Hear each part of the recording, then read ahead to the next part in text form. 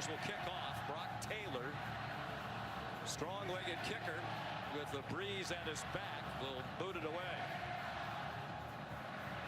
Lazir Brooks, the freshman, is the deepest. Cole Adams also back on a gorgeous day in Tuscaloosa with the temperature in the low 80s and bright sunny skies. Here's Brooks. Nice return. Alabama will begin across the 25-yard line. Prince Kollie made the tackle for Vanderbilt. So here comes Ty Simpson. Very accurate, completing just under 70% of his passes. He had a game against ULM in which he completed all 17 of his passes. 11 touchdowns without an interception, tied with Luke Altmaier of Illinois, Drew Mestemaker of North Texas for the most in the country.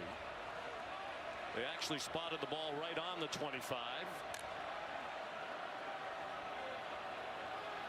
Simpson, a 22-year-old redshirt junior, with Jam Miller opening on his right hip. They go out of the gun, and Miller's ahead for a yard. Tackled by Corday Sidner, excellent defensive end. And part of a Vandy defense that's been very good, particularly against the run, giving up just under 80 yards per game to their opponents on the ground. And Alabama very aware of that strength. Vanderbilt in the front seven, very deep, very athletic, and difficult to run against. But Brian Grubb stresses the importance of staying patient and committed to the run in this ball game. Jam Miller went out wide, then he came back to the left side. He took the handoff and has a first down. Alabama needs to get the running game going. It has sputtered in part because Miller missed the first 3 games of the year with a collarbone injury. A great job with a couple pullers out in front, right guard and Brailsford the center, getting out and getting a piece of Commodores. And if you talk to Ryan Grubb, they felt like last week against Georgia was their best game running the football. They felt like they were close. They have to get Jam Miller in one-on-one situations against secondary defenders, and that's a huge point of emphasis in this game. Ryan Williams went in motion. Simpson looking in his direction and throws over the middle instead, and it's dropped by Jeremy Bernard. There is a flag down back behind the line of scrimmage. Martell Height and C.J. Hurd had the coverage. To the face. Defense number 29. 15-yard penalty from the previous spot. First down. Daniel Gautreaux leading the Southeastern Conference officiating crew, and a big penalty against Clark Lee's Commodores. Right there on the end of the line of scrimmage, the right hand going up into the face mask of Formby. And Capers kind of dislodges that chin strap up around the face, and that's what leads to the call. Capers is disruptive. 7.5 tackles for a loss through their 5 games. Most in the SEC per game. Out of the pistol now. And a quick pass. Bernard hangs on to this one and then swung across the boundary by Colby Taylor. Well, they're trying to emulate what they did last week against Georgia, and they set the tone early with a terrific opening drive that resulted in a touchdown after 14 plays. And some of the best teams they faced this year against Florida State and against Georgia, they started fast, and that's imperative in this game because last year against Vanderbilt, they were down 13-0 and had just 3 offensive snaps with a pick 6. So starting fast, a huge point of emphasis for Kalen DeBoer. Josh Cuevas, the tight end, the move man. Miller again got the first down before he was knocked back. A 6-yard gain.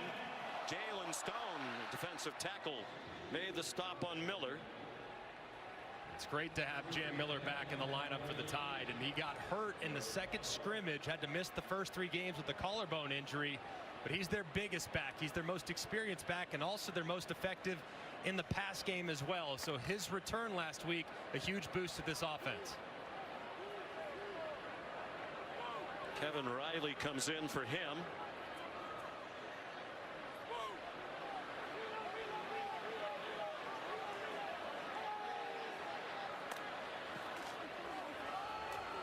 Riley running left, trying to bounce outside, and he couldn't get there. Jalen Stone there again for the Commodores. Clark Lee's a defensive coach. Last year he was also his own defensive coordinator. He turned those duties over this season to Steve Gregory, who calls the defenses. There's Gregory.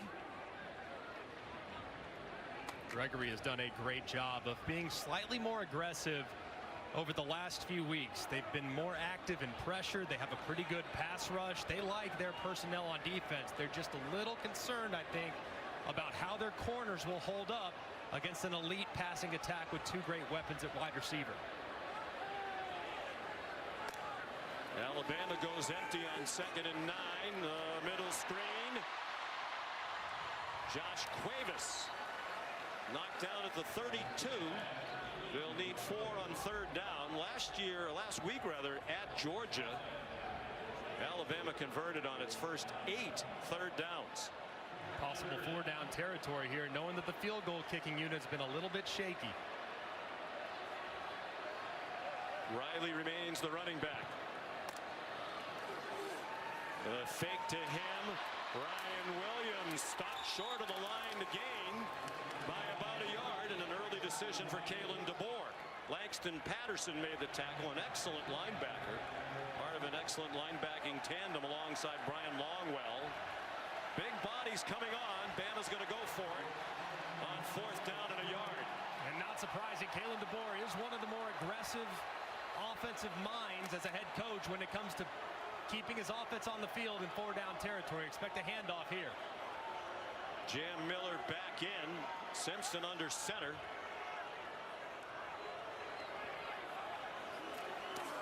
And they're going to be aggressive and throw a deep ball, and it's intercepted. Picked off by Martell Height. The first turnover of the year committed by Alabama. And the first interception thrown by Ty Simpson, who was trying to get it to Josh Cuevas. Aggressive call, and it did not pay off for Simpson and the Tide. Difficult for Diego Pavia and the Vanderbilt offense. They begin from their own 7. Had Height knocked the ball down on 4th down, the line of scrimmage would have been the 29. But he picked it off, the 4th of his career, and on the first play from scrimmage, Cedric Alexander, their leading running back, gets them 4 yards. Here are the numbers for Diego Pavia, tied with Joey Aguilar of Tennessee for most touchdown passes in the Southeastern Conference. And he has really been good throwing the football. Last year, so much of his effectiveness came off schedule, where he breaks the pocket, breaks contain, makes a play downfield. Now he's proven that he can really win from the pocket and drive the ball to any part of the field.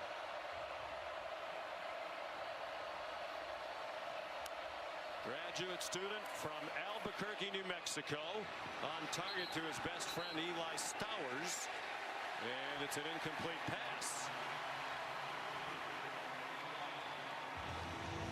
Unusual for the preseason All-American tight end Stowers not to make the play. Saw right there, did he have control with that right foot down before the left foot goes down? It's kind of bang bang, and the officials are going to take a look at it. Does look like he secures it with that right foot in bounds. The previous play is under video review.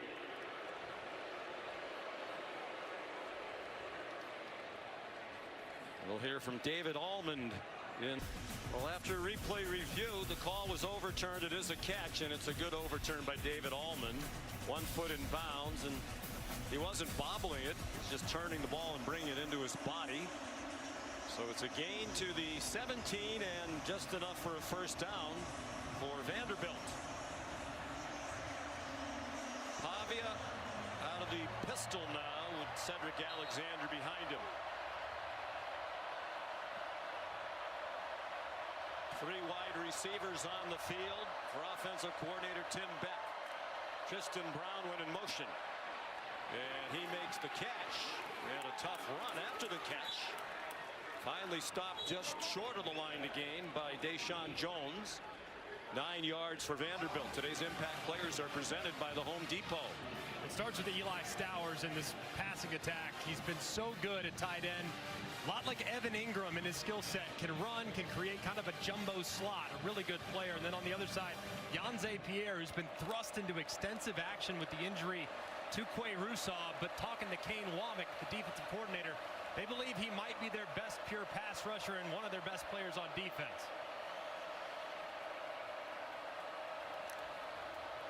On 2nd and 1, Pavia got walloped, and the crowd loves that. Plastered by Justin Jefferson. Edric Hill there as well for Alabama. He's getting the start with James Smith sitting out the first half. I think it's very important for Alabama throughout this game to get as many violent hits as they can on Diego Pavia. He's a guy that thrives under pressure, a guy that thrives with contact, and that time too with Jefferson coming in, got to keep your head up. That could have potentially been stopped to take a peek at possible targeting. Cedric Alexander, the running back. Pavia is a tough guy. State champion wrestler in high school in New Mexico. He's on target to junior Sherrill. Domani Jackson made the tackle. 6-yard gain for the Commodores. This is such a difficult offense to try to face. Their offensive coordinator, Tim Beck, does such a great job creating hesitation defensively. They have a lot of moving parts. They force defenses to have a lot of eye violations, which lead to big plays. He's one of the best offensive minds in the sport. Came over from New Mexico State, where he coached Pavia for 2 years. Diego followed shortly thereafter. On 2nd and 4, Alexander breaks free. They're going to try to run him down, and they will not. Touchdown, Vanderbilt, 65 yards.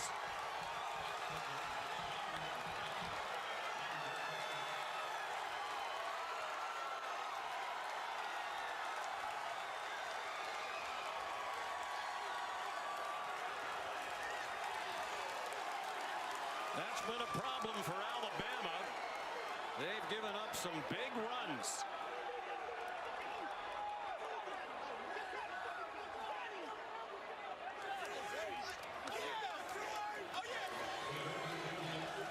Brock Taylor on for the extra point.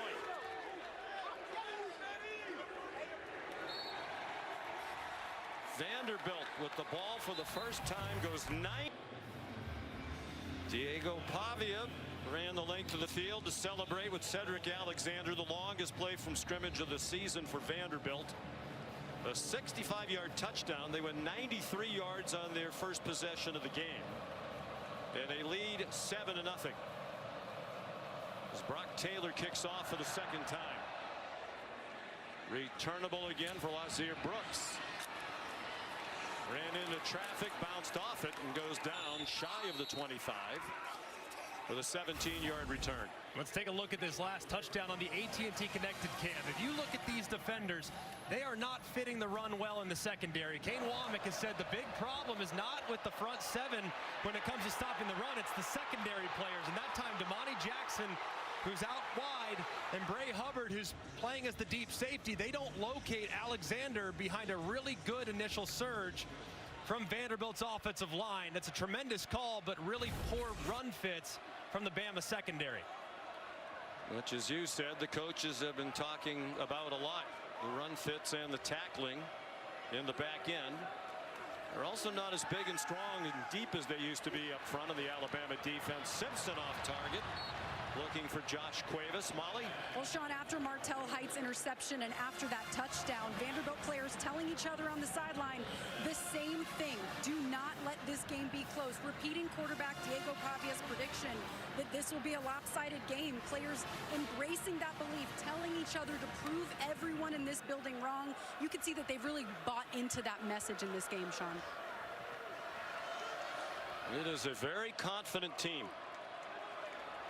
And they're determined to prove that it's not just talk, that they can back it up. They have so far stopped the 4th down with the interception by Height.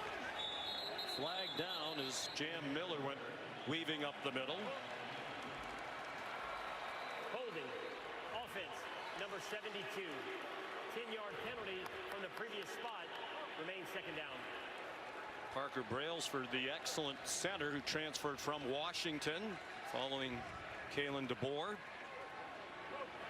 Got to be a frustrating start for Kalen DeBoer. A poor decision from his quarterback, who's been lights out, and maybe the best player on the offensive line, Parker Brailsford, flagged with an early hold.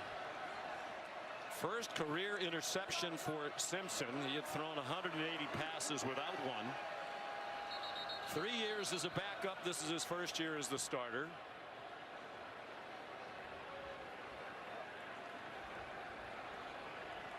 The side judge stopped the play and communicated via headset with the referee Daniel Gautreau. It doesn't seem like his mic's working. Please reset the game clock to 6 minutes 17 seconds and the play clock to 25. Both the game clock and the play clock will start on my signal.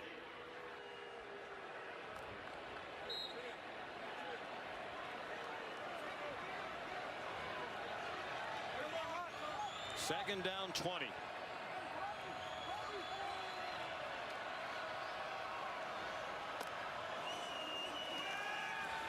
Simpson surrounded. Beautiful throw and a great leaping catch. Isaiah Horton almost went off to the races. Martell Height tackled him. But a terrific catch and run by Horton, who's made an immediate impact as a transfer from Miami. And Ryan Grubb called him their most dependable wide receiver. You see the length at 6'4" right there, going up, stretching vertically. Height gets a little bit too far inside. Simpson sees it. And a great play by Horton, plucking it out of the air. 15th catch of the year. He had 5 and a touchdown in the win at Georgia last Saturday night. 36-yard gain. Big hole. Jam Miller inside the 30. Marlon Sewell made the tackle. 22 for Jam Miller.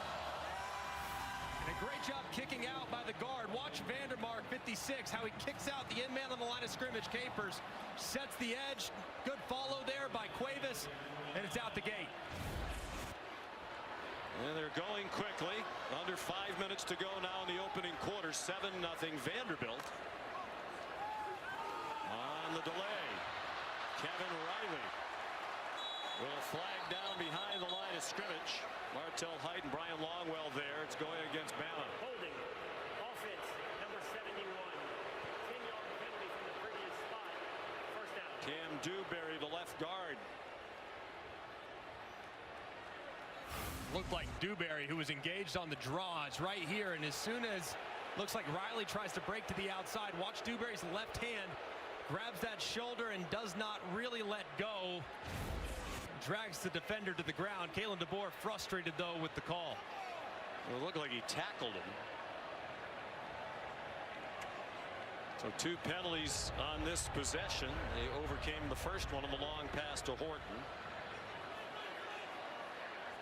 They line up Jeremy Bernard in the backfield with one player on either side of Simpson, who faked it to Bernard. Zings one over the middle, and another nice catch. This one by Rico Scott. You mentioned it at the outset. Kalen DeBoer says Ty Simpson throws that ball over the middle about as well as anybody's ever seen. He is so effective on the right into the teeth of the defense. 11-yard gain to the redshirt freshman Scott. Simpson shoveled it ahead, and it got deflected out of bounds. Good hands by Nick Rinaldi, who got in the way. Senior from beautiful Dover, Massachusetts, just outside Boston. Play here where Ty Simpson's going to have to be smart. Right on the fringe of field goal range. You can think this point might get some pressure from Vanderbilt to try to knock you out. So the ball's got to come out quickly, and you absolutely cannot take a sack.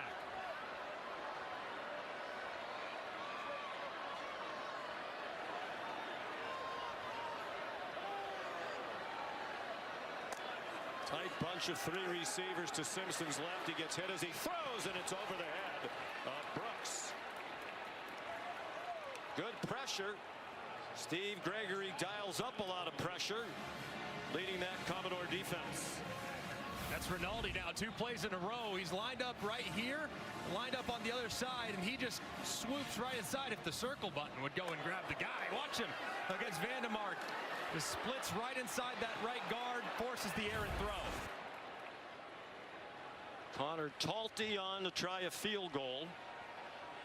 47 yards from just inside the left hash mark into a bit of a breeze. He has enough leg to get it there.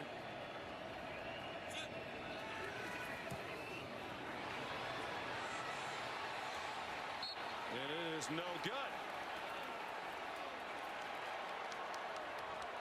So not much going right for Alabama through the first 11 minutes plus. An impressive start on the road for Vanderbilt. Like, the snap was pretty good, hold was pretty good, and Talty just pushes it a little bit too wide to the right. That would have been a career long. As you saw, he had plenty of leg. Previous career best 1 yard shorter at 46. Clark Lee fired up, 2004 graduate of Vanderbilt. Both undergraduate and graduate degrees in political science. Played fullback at Vandy. He's a Nashville native doing a great job back in his hometown, thanks in large part to Diego Pavia. Here they come on offense again, but first a flag. False start. Offense number 70. 5-yard penalty. Remains first down. Cade McConnell, the left guard, transfer from Minnesota. Clark Lee's in his 5th year. 2 years ago they went 2-10, and floundering to say the least. He made a number of changes on the coaching staff and strength and conditioning and how they approach that. But Pavia, the biggest difference maker in this turnaround. He is James L. Lassiter, a walk-on running back in the game. Pavia pulls it down. He's into the secondary and shoved out of bounds on the far sideline by Justin Jefferson. 36 yards on the run. Another issue here in the secondary. Watch, here's the player for Alabama. He's got to go in there and make the play. He's unblocked. He's got to be the guy. In Brown, he's unblocked. He plays it way too far to the outside, never locates Pavia, and Pavia gashes it right up the middle. So another play, another big run created by Vanderbilt because of a poor run fit from Alabama's secondary. Mom Antoinette here. Diego raised by a single mother. His 2 brothers and a sister. They're all close. He dumps it off over the middle. Cole Spence, the backup tight end, has another first down inside the 30. Justin Jefferson the play again. Pavia and the Doors have the Tide on its heels. Not sure you could draw up a better start for Diego Pavia and Tim Beck, the offensive coordinator. They got the run game going. They've involved almost all the guys they want to involve in the passing game. The offensive line's playing very well. Tim Beck has an offense that's just perfect for Pavia and this improved cast around him. Much better up front and on the perimeter than they were a year ago. Wide open receiver. First down. Richie Hoskins, the former walk-on, a transfer from Middlebury in Vermont, with a 15-yard gain.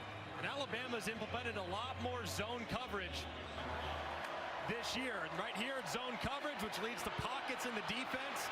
Last year, they were predominantly man. They've made that adjustment in large part due to the performance against Vanderbilt. And now they take advantage of that zone by hitting Hoskins underneath. Hoskins had 4 catches last week against Utah State, a career high. He's gone from walk-on to captain. Quick set, incomplete pass. Intended for Eli Stowers, broken up by Keon Sabb, who rallied to the ball very quickly. In the red zone, Diego Pavia and Tim Beck, they utilize a lot of RPO. He's obviously a very effective runner. So in this part of the field, it's almost exclusively called RPOs, where you can run it with the quarterback, you can run it with the running back, or if you get a one-on-one or a really favorable look on the outside, you can take that throw. Second and 10.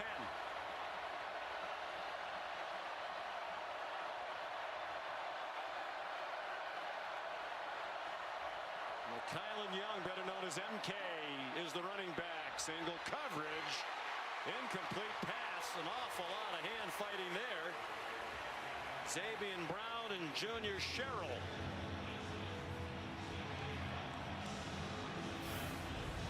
Trying to take a one-on-one shot against Brown. Sherrill's been so good in this part of the field. It's well defended. Set up a 3rd and long. First time they've had a 3rd down. You mentioned it.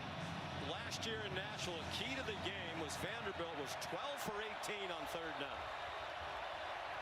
Stayed on the field, possessed the ball for more than 42 of these 60 minutes. This one's 3rd and 10. As you also said, as a result of that game, Kane Womack, the defensive coordinator, now plays much more zone defense. They got burned time and time again playing man on 3rd down a year ago. Alabama does love to bring pressure in this part of the field, though, so keep an eye on number 0, Deontay Lawson. He's their linebacker off the ball, but 42, Yanze Pierre, he's a guy that could get home in the pass rush.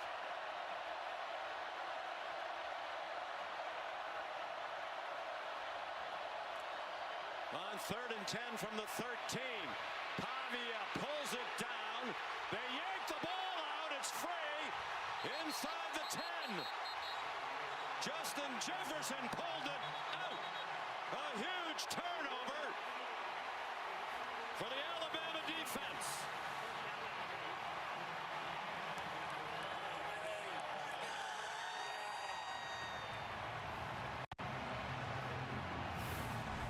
Just an enormous job there by Jefferson. Got the right arm on the ball, pulling it out. Is Pavia down? Hand is down.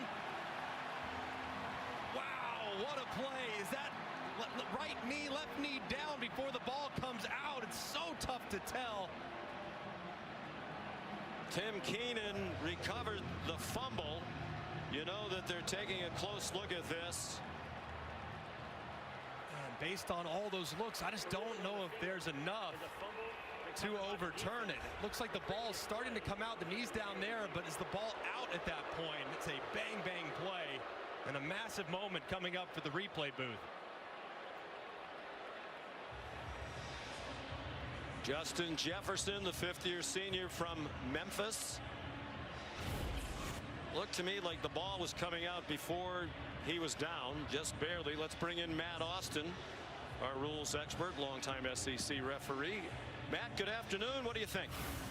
Good afternoon, Sean. I agree with you and Greg. I think the ball is starting to move just before his left shin contacts the ground. So I think this will be confirmed or allowed to stand or be upheld, I should say, as a fumble. And that's what it appears to be. Shin almost down, but not.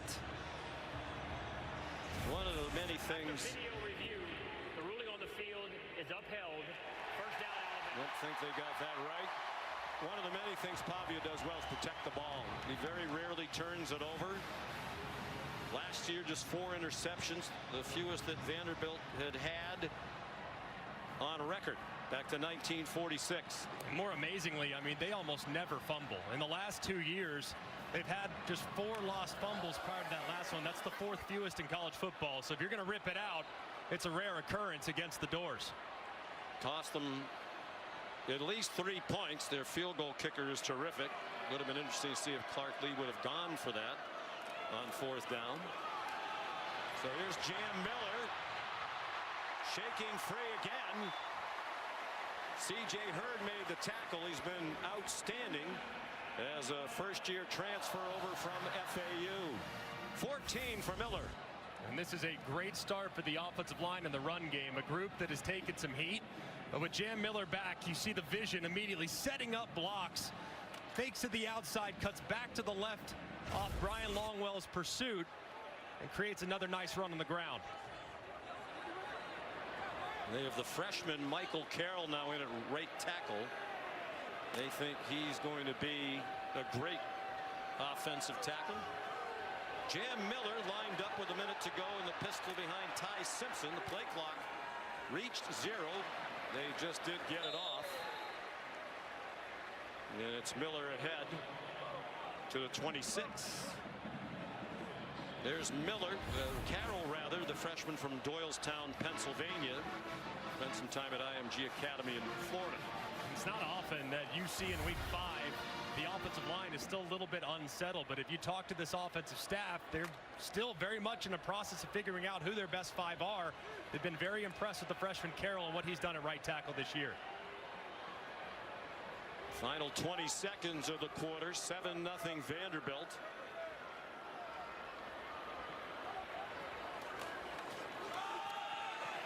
Jan Miller into the secondary again. So both teams busting some runs. C.J. Hurd another tackle. Miller's up to 70 yards rushing. Back here in Tuscaloosa, Coach, such a strong start, and then quarterback Diego Pavia with that fumble inside the 10. How do you get that momentum back? Oh, we just got to get a stop here. I mean, it's going to be a long game. We got Diego's back. I mean, those things happen. So we get a stop here. We get the ball back to our offense. I like the way we're moving the ball. Obviously, that one stalled out, but I think we're in good shape right now. It's a long game. Thank you, Coach. Thanks. Each quarterback has turned it over once. Both came in very good at protecting the ball. Here's another good run for Alabama. It's Kevin Riley in for Miller. 4 plays on this drive for Alabama, all of them runs for a total of 38 yards. C.J. Hurd's been busy in that secondary making tackles. Yeah, he has. And C.J. Hurd's an electric player there at the back end. He is a heat-seeking missile coming down from the back and making plays at the line of scrimmage. So if those safeties start to get nosy, that's when Ryan Grubb might want to dial up the play-action shot downfield.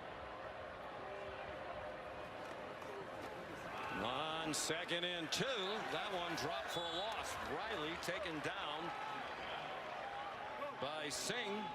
Joshua Singh, graduate student from Hawaii. Loss of a yard on the play. A big 3rd down call for Ryan Grubb, back with Kalen DeBoer after 1 year with the Seattle Seahawks last season. 2 high safeties might be checking a run here. Riley, the running back. Simpson likely changing the play. The play clock's running down. Apparently just got it off again. He throws. Good call by Simpson. And a beautiful throw to Jeremy Bernard. Another tackle for Hurd. 17 more for the Crimson Tide. That was a great job by Ty Simpson. He recognizes, hey, looking like it's going to be a run with 2 high safeties. Oh, wait, hang on a second. Keep an eye on this guy. He's blitzing. I'm going to check it. I'm going to beat him with the throw. Sees it, delivers it. Perfect strike for the conversion. To Bernard, another transfer from Washington, who Ryan Grubb says is the best player on their team. Can do it all on offense, and if you gave him 2 days, it could be your starting safety. Jam Miller patiently waiting for room and didn't find any.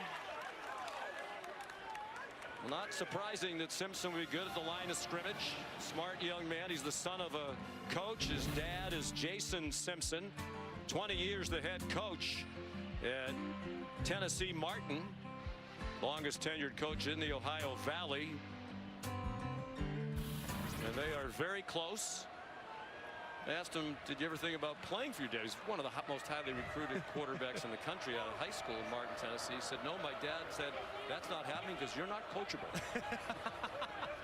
Well, I think he probably is coachable for Kalen DeBoer, but not for Dad, right? Can't do that. Looking like a pressure here, and Kalen DeBoer is going to have to call a timeout.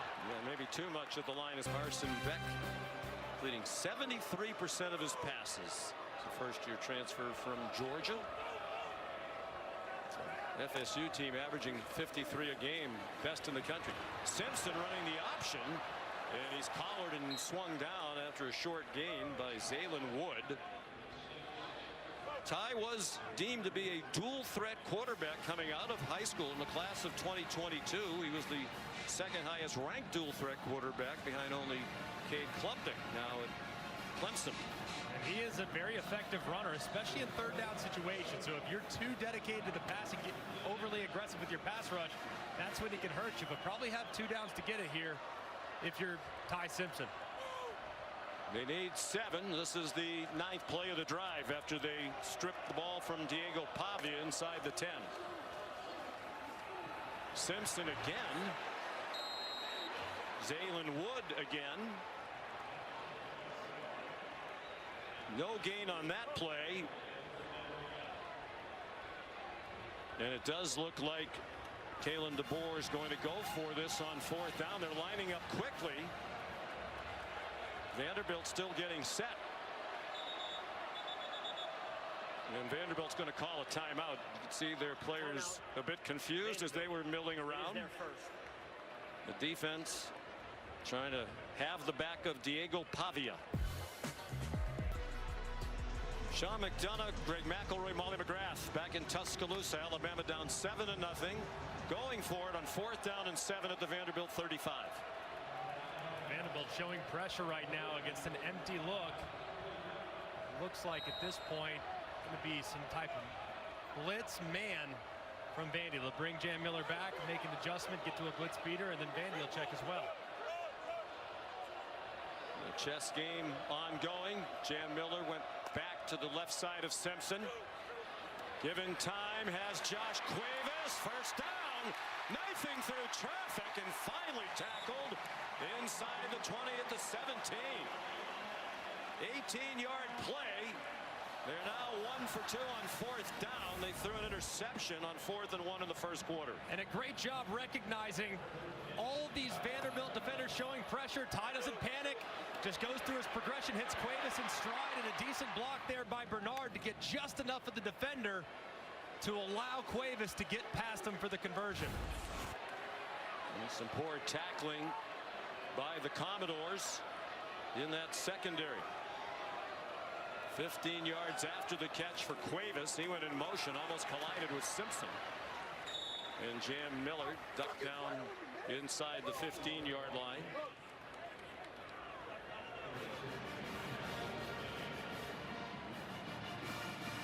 Impressive drive. It feels like they've had the ball more on this drive than they had it in the entire game in Nashville last year, when they had the ball for fewer than 18 minutes. Started with the Pavia fumble stripped by Justin Jefferson. It looked like Vanderbilt was poised to take a 10-0 lead. Right now that play stands as the biggest in the game. Like man coverage for Vanderbilt. Might get a shot at Ryan Williams up top. Simpson steps up, fires Ryan Williams in the back of the end zone, a touchdown.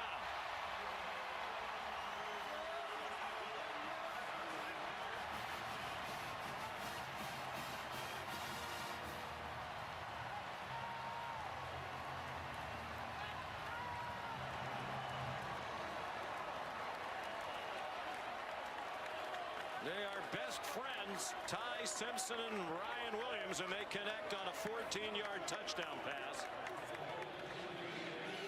Capping a outstanding 92-yard drive.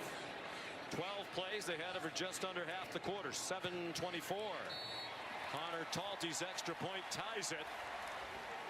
3rd touchdown catch of the year for Ryan Williams.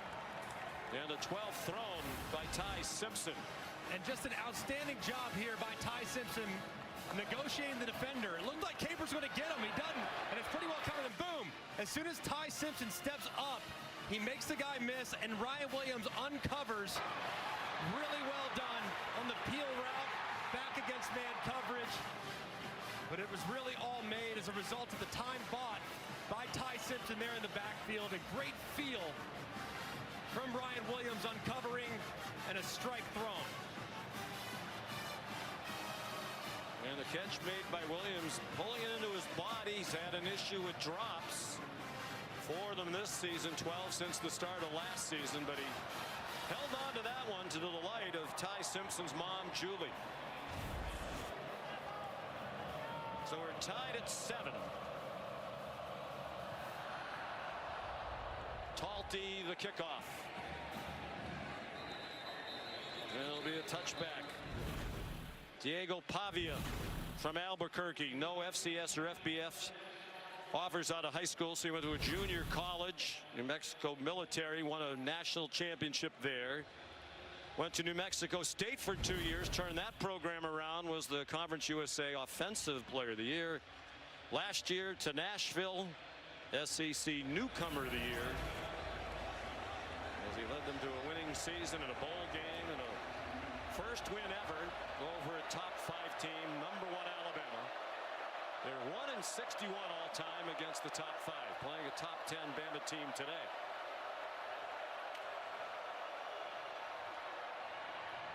He's on target. Pavia to junior Sherrill, who's down with a first down out to the 40-yard line.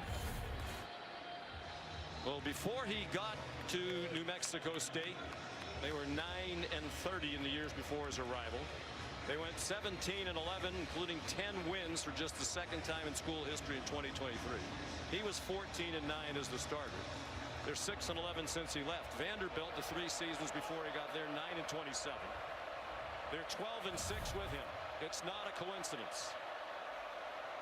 Tim Beck's been around coaching for 40 years. Their offensive coordinator said he's the best football player I've coached. Sherrill turned the corner and got stopped after a 1-yard gain. What you have to love about Diego Pavia, though, the underdog story. And the guy that, like you said, Sean, 0 offers coming out. He was actually playing against the guy that New Mexico State was offering in the JUCO National Championship. Outplayed him so significantly that Tim Beck decided to change her mind and take Pavia instead. What a decision it was.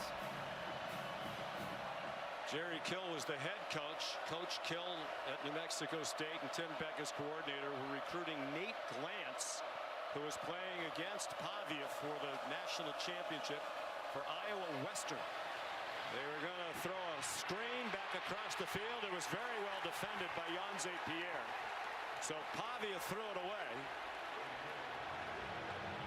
There's no foul for intentional grounding. Number 6 of the offense was in the area. It'll be 3rd down. And a great job, like you said, Sean, of Yanze Pierre. He's a pass rusher, but in this case, he's asked to just cover. And he does a great job of that. Goes and takes away the tight end, talks Pavia out of it, and forces 3rd and long.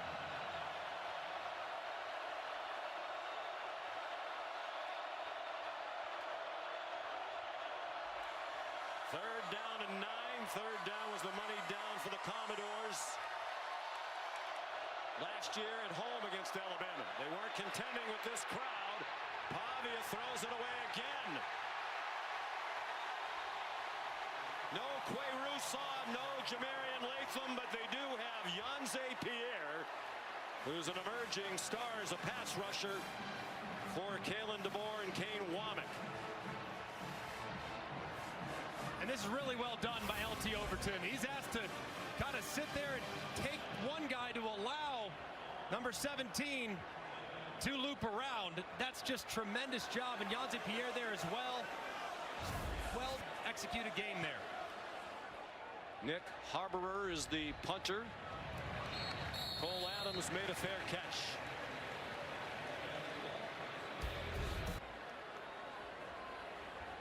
Taco Bell Live Más student section. Only one student section can claim the title of Live Más student section of the year. Who will take home the trophy this year? University of Alabama. Enrollment of more than 42,000. Tied offense back on the field in a 7-7 tie midway through the 2nd quarter. Daniel Hill is in at running back, and Simpson gets swung down back at the 5. First sack for the Commodores. It comes from Joshua Singh. And just a great job by Singh, who just beats the right guard. That's Wilkin Formby, who slid down from right tackle, oversets to the outside, gets beat inside, and Simpson has nowhere to go. It's a great pass rush by Singh.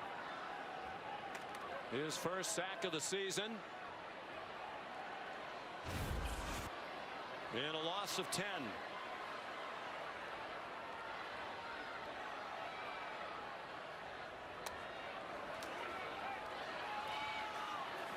after the fakes. Jam Miller stopped for a 1-yard gain by Brian Longwell. There's Steve Gregory, terrific player at Syracuse. Went on to an 8-year career with the NFL. Spent time with the Chargers and the Patriots. Kind of got into coaching by accident. He moved back to Syracuse after his playing days with his family. Went over to help Scott Schaefer, then the head coach. Clark Lee was the linebacker coach for the Orange then. They formed a friendship. Stayed in touch. And here is Gregory as the DC over the middle. Simpson from the end zone had to go off the hands of Isaiah Horton. And a big 3-and-out forced by the Vanderbilt defense of Steve Gregory. That was really big, that first down sack. And you talk to Steve Gregory and Clark Lee, they feel really good about their personnel along the defensive line. They think they're deeper. They think they're more disruptive. They have guys that can rush the passer and set the tone on the edge. They really like that group, and they think that's why they're so improved defensively. There's a Vanderbilt special teams group that will go aggressively after punts. They back up to set up for return, and it's not a great punt by Blake Dowd, and it takes a bad bounce for him. Goes out of bounds. Vanderbilt's going to have it at the +38 as we look at high-speed highlights brought to you by T-Mobile 5G home internet. Well, it started with a dice roll and a 4th down interception by Ty Simpson. Vandy answered with a long touchdown by Alexander, but a huge moment where Bama gets back in the game as Pavia's going in, and Bama answers with a touchdown of their own. So a couple mistakes that have been capitalized on by the opposing offense. So great field position for Vanderbilt. They have 3 tight ends on the field. M.K. Young, the running back, and he gets stacked up for no gain. London Simmons, true freshman, in the middle of that defense. A couple times where Simmons has shown up and Kelby Collins has shown up, and their presence has been pretty big these last couple drives, especially knowing that James Smith, the outstanding defensive tackle, he'll return to that defense in about 5.5 minutes.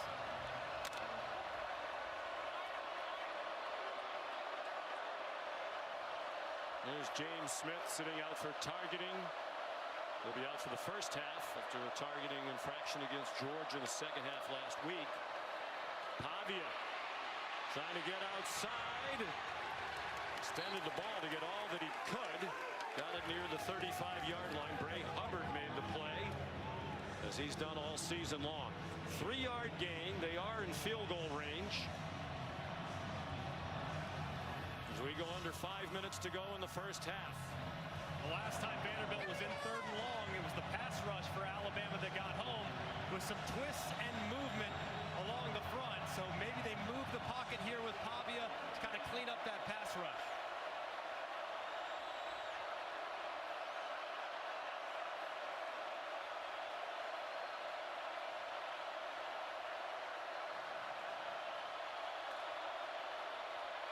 Here comes a blitz. Pavia gets it off for a first down. Richie Hoskins, another catch. They needed 7, they got 9.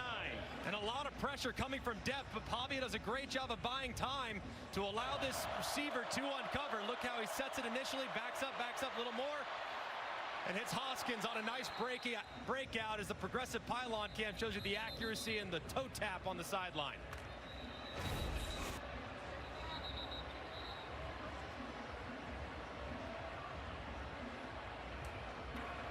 Official timeout for injured personnel.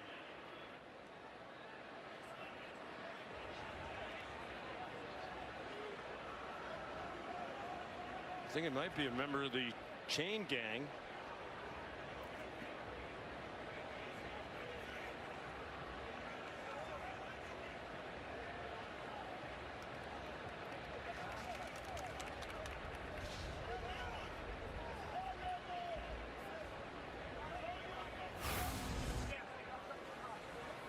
Right there is Defenders in pursuit. See the guy on the sideline going down, falling on his back. Man, hopefully he's okay.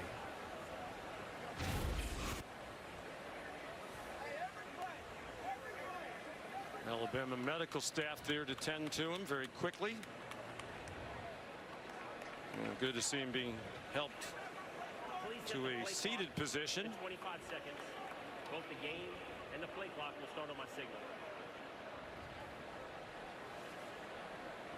Let's check in the studio with Kevin Nagandi. Sean, thank you so much. State Farm halftime report is just minutes away. Booger McFarland, Kevin Nagandi here. Texas in some serious trouble in the swamp against the Gators. Highlights coming your way, plus a preview for Florida State, Miami. Speaking of trouble, what is going on in Pasadena? Penn State trailing big time on the road against a winless UCLA team. Who says coaching doesn't matter? UCLA makes a coaching change, and all of a sudden Nico Iamaleava and the Bruins are playing inspired football, Kev. How about this score? 24-7 UCLA right now in the first half against the Nittany Lions. Back to you.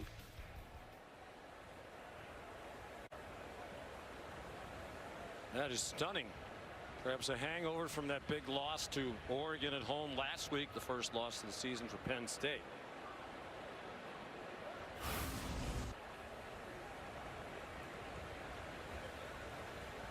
Here's another look at the reason for the stoppage. Unfortunately, the gentleman who got knocked down hit his head very hard, the back of his head, into the ground. They have a neck stabilizer on him.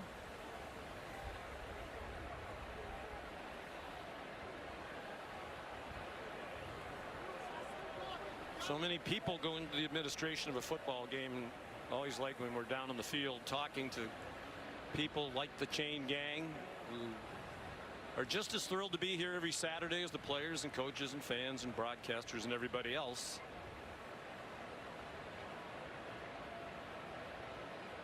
So the delay comes with 3:59 to go, and a big conversion. 9-yard completion, Pavia to Richie Hoskins. The good news is the gentleman who was run over seems to be alert. Like you said, Sean, I mean, there's so many people that do this job and contribute to the game day experience for the players and the fans, and you just hate to see a situation like this. A guy giving back to the game and there in front of the action, taking a hit on the sideline. Just hope he's okay. Appears like he's on his feet, though. And yes, Molly tells us he's alert and talking. He did get up on his feet and took a couple of steps to that cart, now being helped, but everything we've seen so far is positive. And Molly will get us more information and stay on top of the situation.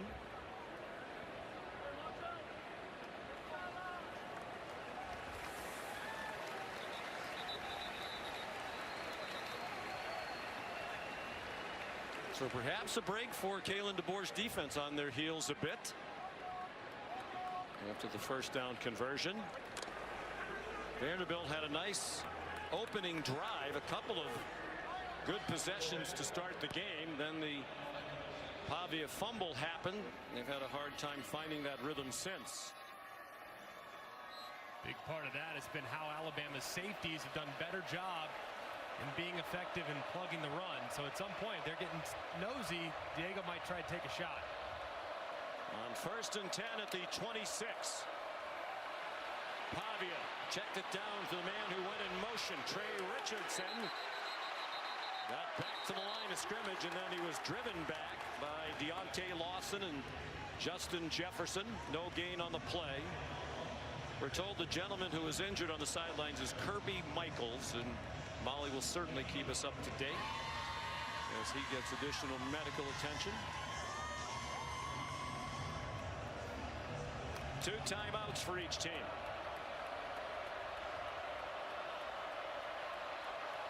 There's Lawson, their leading tackler, and a leader of the defense. 5th-year senior out of Mobile. Out of the pistol. The fake to MK Young. Single coverage in the end zone. Incomplete. Well covered by John Lee. as he had coverage on Junior Sherrill. Good hands there by Lee. It looked like Sherrill was going to catch the back shoulder, but Lee's able to get that left arm in there just in time to swipe the ball away, and the progressive pylon cam shows you his break on the ball. Last time Alabama was in third down and long, might have been a touch early, but either way, it's good defense. Last time in third and long, Bama brought the house. This time, I wonder if they'll probably play coverage, try to win with their defensive line. They're 1 for 3 on third down. It was the 3rd and 7 a moment ago. Shovel pass. They used that to great effect last year in Nashville, and this one gets them the first down with a yard to spare. Cedric Alexander tackled by Jefferson, but they get 11 to keep the chains moving. And a great job here. It's a really nice design from Tim Beck. They hit the shovel pass with the tight end last year coming across the formation. This time they fake the run to the right, roll Pavia to the left, and hit the shovel pass. Same exact play, just from a different presentation, and equally effective to last year.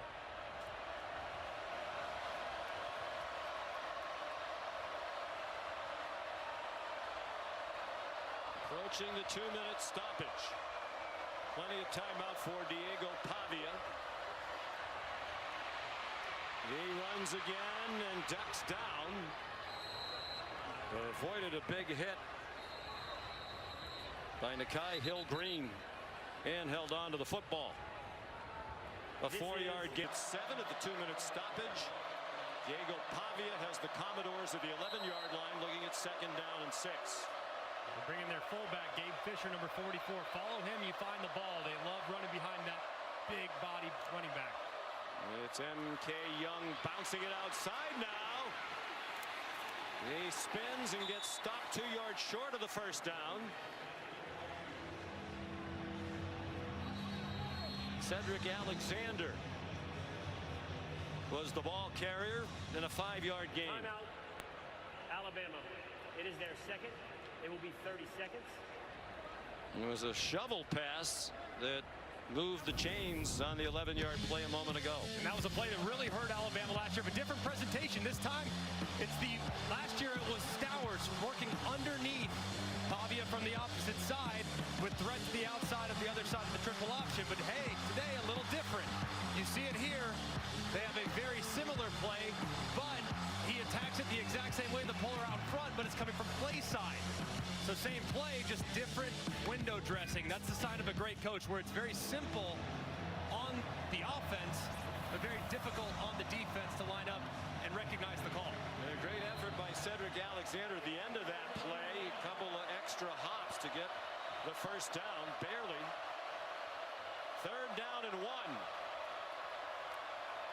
Alexander's the running back. Pavia has the first down. And Kalen DeBoer is going to start using his timeouts. He'd like the ball back before the end of the half. Alabama. It is their 3rd. It will be 30 seconds. And another good effort, just like Alexander moments ago at the end of the shovel pass. Terrific effort as always by Pavia. And it's really well done. He just hits it up inside. It looked like number 41, Hill-Green, was going to make the play. I mean, he was right there. He played it perfectly. He goes low and tries to hit Pavia, but he maintains his balance to stay upright long enough to convert 3rd and short. Well, you mentioned it when Diego was in junior college at New Mexico Military Institute playing in the national championship. Jerry Kill, the head coach of New Mexico State, his offense coordinator Tim Beck had already decided they were going to offer Nate Glantz, who was the quarterback for the other team, Iowa Western. They were watching it from a restaurant, the championship game in Las Cruces. They said, we're recruiting the wrong guy. They gave the scholarship instead to Pavia. He turned their program around. 1st and goal from the 4. Another shovel pass and a touchdown. Cedric Alexander puts Vanderbilt back on top.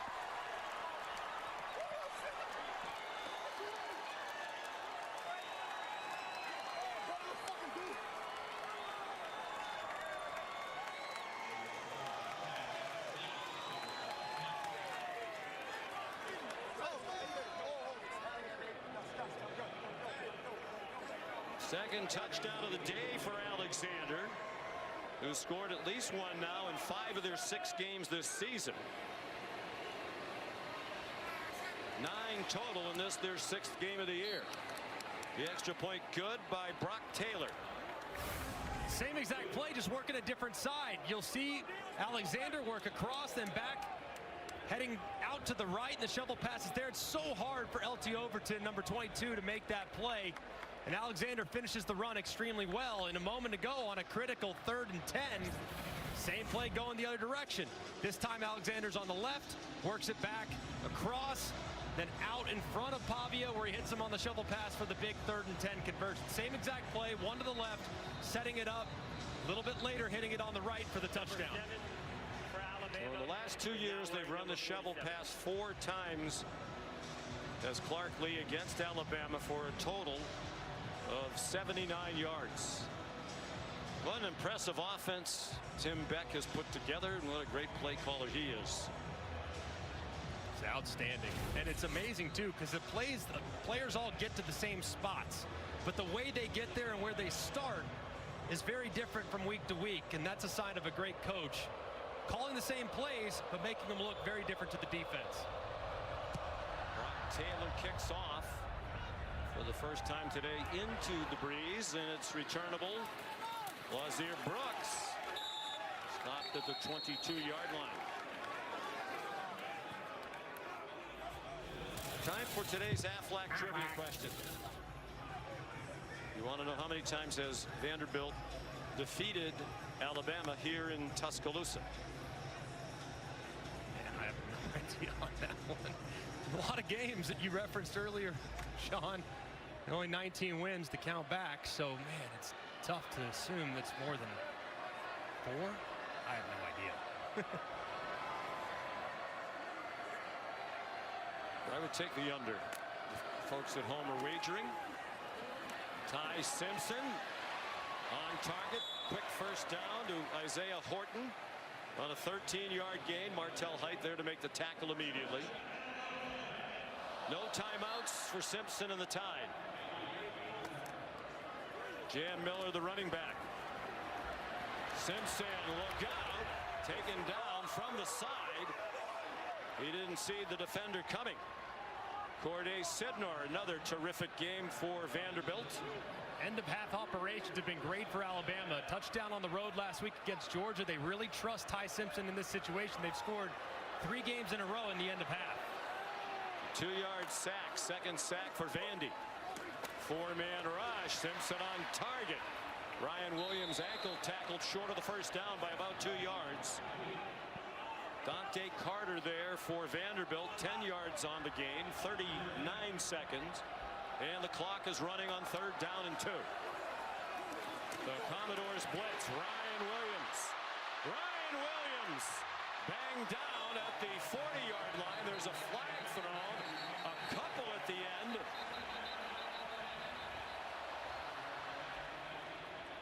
And you wonder if this is for a targeting at the end of a 17-yard play.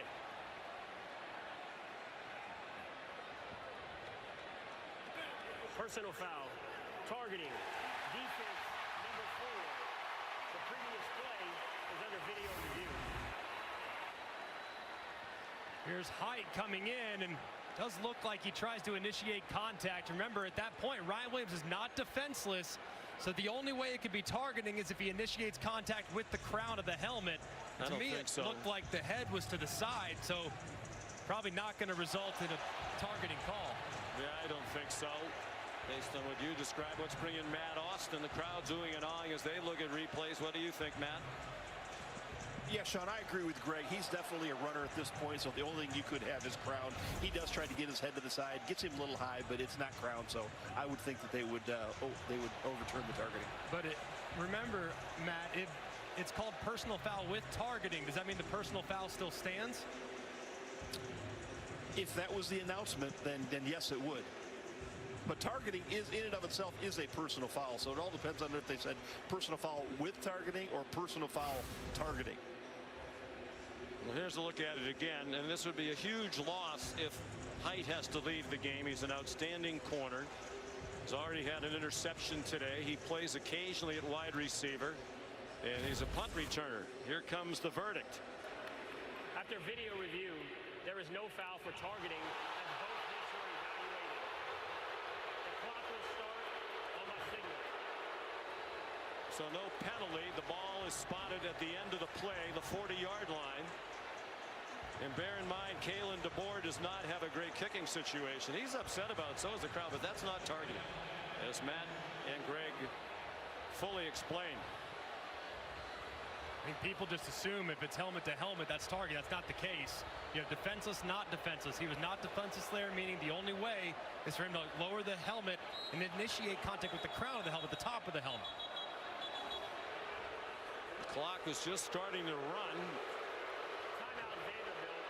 It is their second. It will be 30 seconds. Please reset the game clock to 27 seconds. Thank you.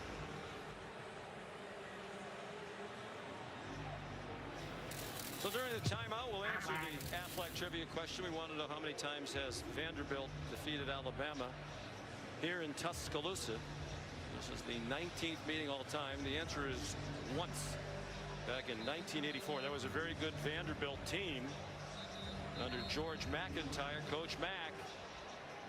They won 30-21.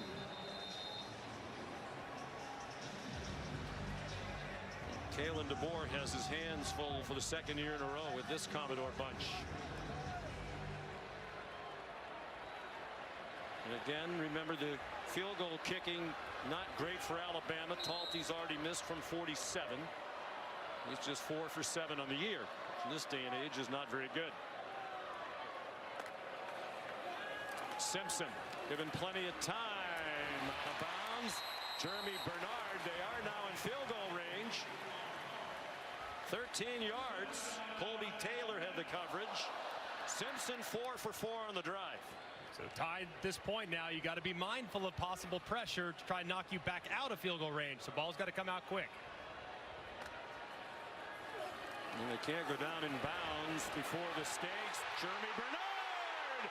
Touchdown Alabama!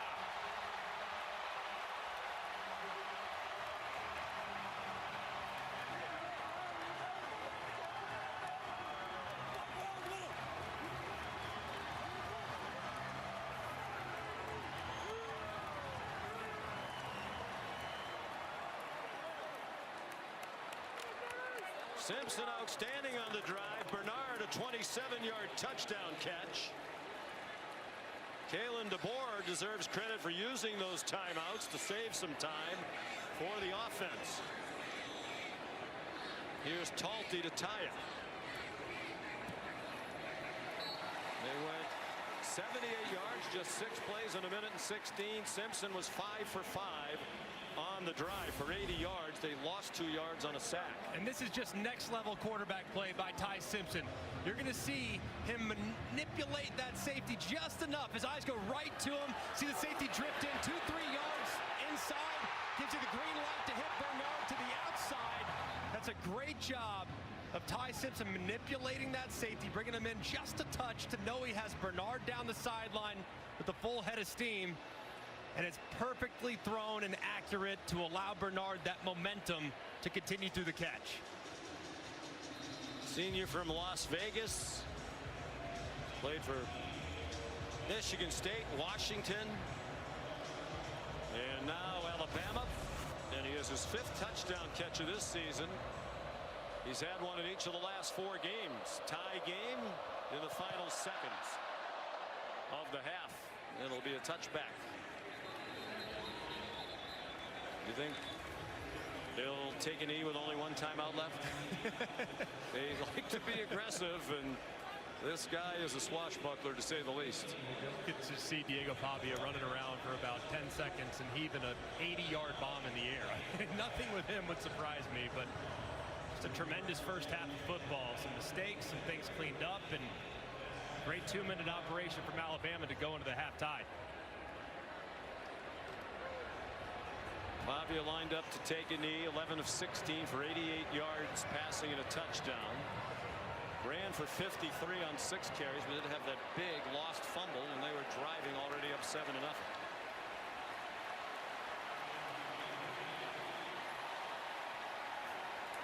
Ty Simpson 13 out of 18 for 188 and 2 touchdowns. He also threw his first interception of the season, first of his college career.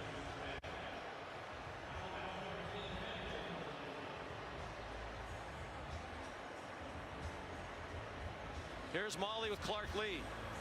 Coach, you had the lead, but your defense just allowed that touchdown at the end of the half. What does that group need to continue to do? Well, you got to give them credit. They executed on a 2-minute drive. We didn't. I mean, we needed to get pressure on the quarterback and get the ball tackled in bounds, and probably need to tighten up there at the end. But hey, it's a 14-14 game. We get the possession coming out of the half. We're where we need to be. Let's go finish the game out. How'd you like your quarterback Diego Pavia's response to adversity after that fumble? Yeah, I mean, we credit to their defense. They got a 3-and-out in there too after that. But he's a resilient guy, and the offense did a great job. That actually was a nice complementary sequence where the defense made a stop, forced a punt, and gave us a short field. So that's how we need to play. 3 phases interlocked. There's a lot of football left, and we're going to have fun with it. Thank you, Coach. Thanks so much. Sean. Vanderbilt has both touchdowns for Vanderbilt, and the Commodores will get the ball first here in the second half. Connor Talty kicks off. It's a touchback. Time now for our all-state good hands play. A couple mistakes and a couple of big moments there in the first half. It started early on a 4th and 1. Kalen DeBoer decides to roll the dice. They call it shot. And Ty Simpson makes an uncharacteristic bad decision to throw it in tight coverage for his first interception of the year. And then a little later, Vanderbilt trying to take a 2-touchdown lead. He gets the ball stripped out. They responded beautifully, though. Hit Alexander on a shovel pass underneath to give him a 7-point lead before Ty Simpson answers with an incredible end-of-half 2-minute drive to tie this ball game at 14. Diego Pavia has the ball first. Comes out after the play fake, and a nice throw to Junior Sherrill for a first down. 14 yards. Sean McDonough, Greg McElroy. What do you look for in the second half? I think the big thing for Alabama, the safeties and the secondary players have to be better when it comes to filling run gaps. They got gashed a couple times on the ground, also on the shovel passes, because those safeties weren't in the spots they needed to be. Then for Alabama, they got to get back to running the football a little bit. Vanderbilt made some adjustments up front to take away the run game, had success, which opened up the pass. The pistol with Cedric Alexander, the running back. He got the call, and he gets wrestled down after a pickup of 2. Here's Molly McGrath. Well, Alabama head coach Kalen DeBoer told me he wants his defense to set the tone here by being disciplined and physical. He said they're moving our guys up front at times, and we need to fight back with physicality, not allow some of those explosive runs that we allowed in the first half. And he stressed that defensive tackle James Smith, returning from a first-half suspension with fresh legs, will be huge and give his team a confidence boost in the second half, guys. He is not on the field yet. Second down at 8. A touchdown run by Alexander was 65 yards. One of those plays Molly and Kalen were talking about. Sherrill couldn't hang on at the 50-yard line. He was right along the line he needed for the first down. Rare drop by Sherrill at 3 touchdown catches last week against Utah State, all in the first half. A big one, too. Just took that eyes off the ball a little bit there at the end to set up the 3rd and long, and they got a couple times. Bama did on the shovel pass in the first half. See if Vanderbilt thinks about going to it again. Probably unlikely. You would think the Crimson Tide defensive coaches talked about that.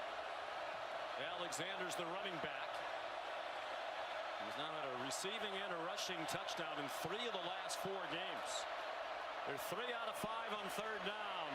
Pavia wrestled down from behind, short of the first down by about 4 yards. Run down by Kelby Collins. And the punt team will come on for Vanderbilt. That was an excellent job by Alabama's defense. As soon as Diego Pavia takes off as a threat to run, that's when they got to be disciplined in coverage. They stayed true to their coverage identity, stuck with their receivers, and the defensive line makes the play. Great start for Kane Wommack. Second punt for Nick Harborer. Cole Adams tackled immediately at the 11-yard line. 49-yard punt. And the tackle made by C.J. Hurd. So Alabama had the ball in the first half for 18 minutes and 23 seconds. That's longer by 31 seconds than they had it for the entire game last year in Nashville when they were upset by the Commodores. You talked to Kalen DeBoer. He stressed the importance of controlling some of the tempo and not leaving their defense on the field too long. They've done a pretty good job with that with their offensive approach today. Jam Miller, the running back, he had 73 yards rushing in the first half. They faked it to him. Here's Josh Cuevas up and over for a first down.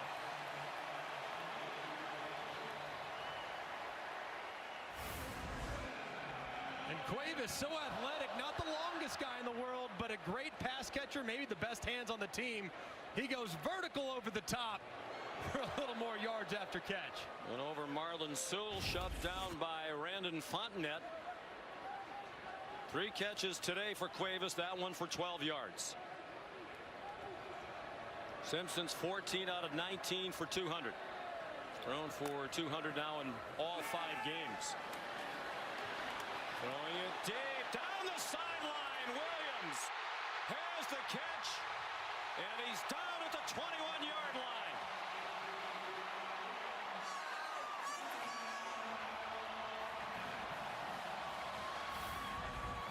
Yards. They mark him down at the 22. And a great catch here by Ryan Williams. Ball just ever so slightly underthrown. He goes back, makes a guy miss. And Ryan Williams, who's taken some criticism throughout this season because of some drops and inconsistencies, answers with a big play. He's also, as usual, made a number of big catches. The drops aren't for lack of effort. He's always doing extra work with the jugs machine. They've worked with him on keeping his eyes on the ball all the way through the catch. Miller. Tackled by Brian Longwell. I think when it comes to Ryan Williams, too, it's easy to get caught up in some of the low points. But if you just focus on the high points, remember this young man is still a young player. And young guys are going to have some high highs and some low lows. His highs have been outrageous. He has also had some low lows. At some point, though, as he moves forward, that floor will rise. He's a guy that Kalen DeBoer has tremendous amount of respect for and belief in. Just 18 years old, played all of last season as a 17-year-old. 48 catches last year. That's 5 today for 98 yards and a touchdown. Jam Miller stopped for no gain. Langston, Patterson, and Jalen Stone there.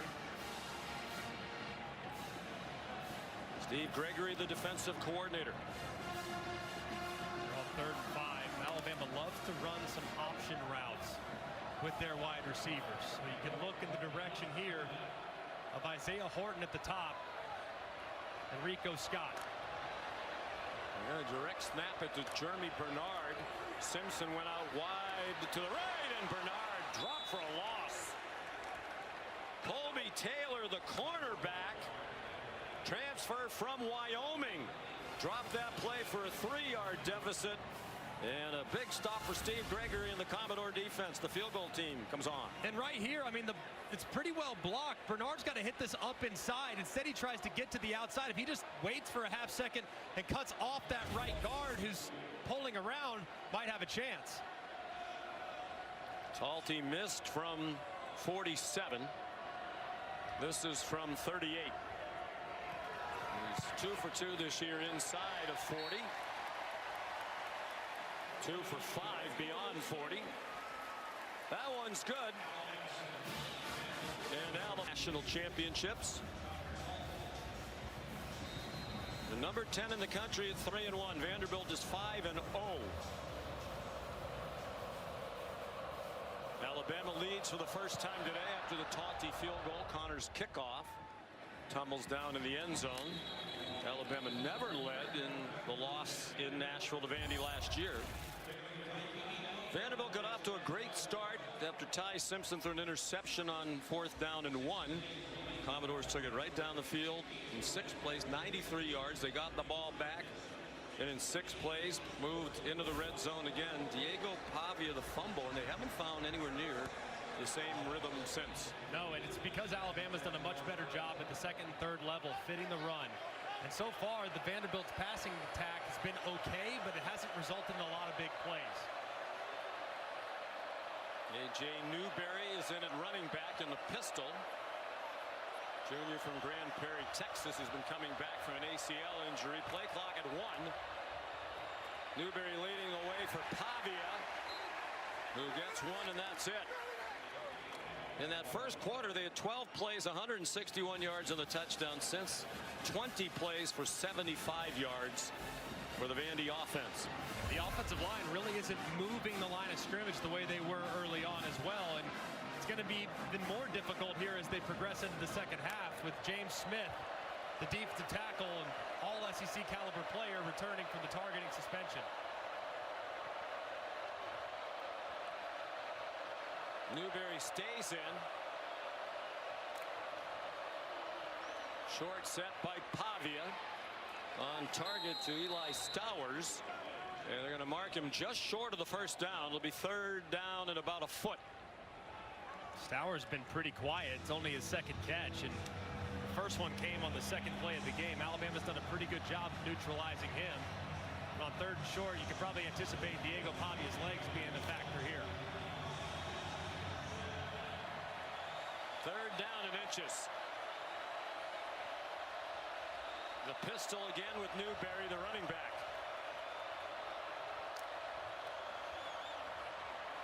Pavia in trouble, dropped for a loss. Domani Jackson up from the corner. Yanze Pierre was running him down.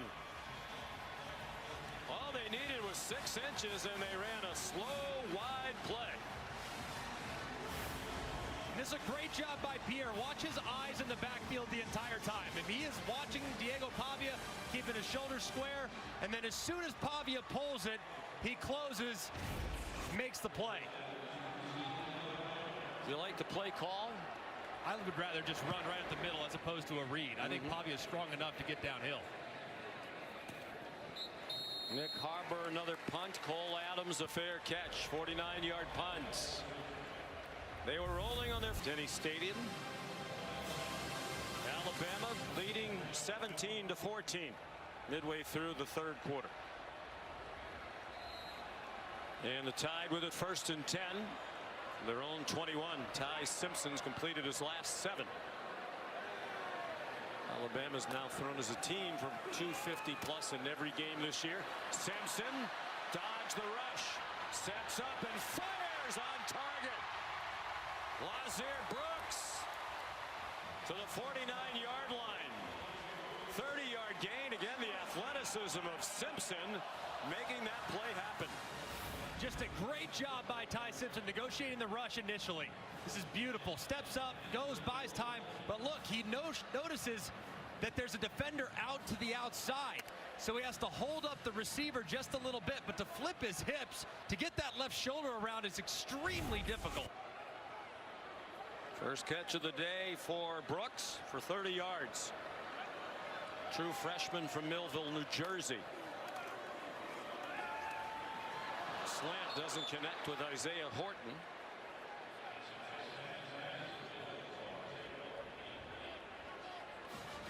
Well, Simpson hoping it's a 500 day for his family. His dad, Jason's UT Martin team, has gone down to defeat today in St. Charles, Missouri.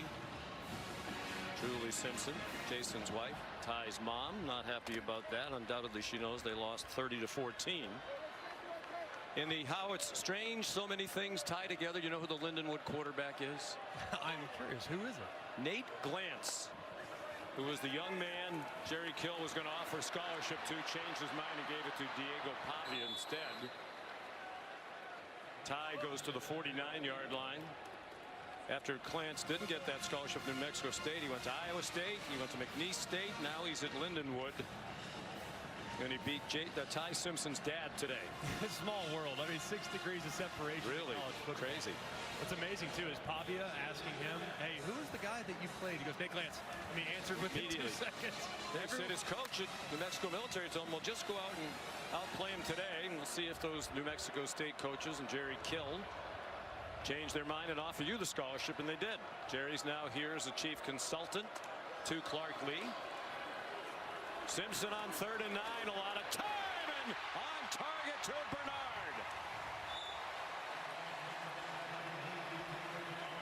Well, there's a quarterback playing better in the country right now than Ty Simpson. I'd like to know who it is.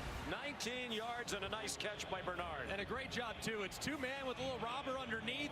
He knows Bernard's a great route runner, and as he tries to attack defenses, he attacks from the inside out. So many college quarterbacks go outside in where they want to win outside the numbers, but Ty Simpson goes right in the teeth and makes a great throw. Kalen DeBoer and Ryan Grubb were talking about that when they had Michael Penix at Washington, a terrific quarterback, 1st-round pick.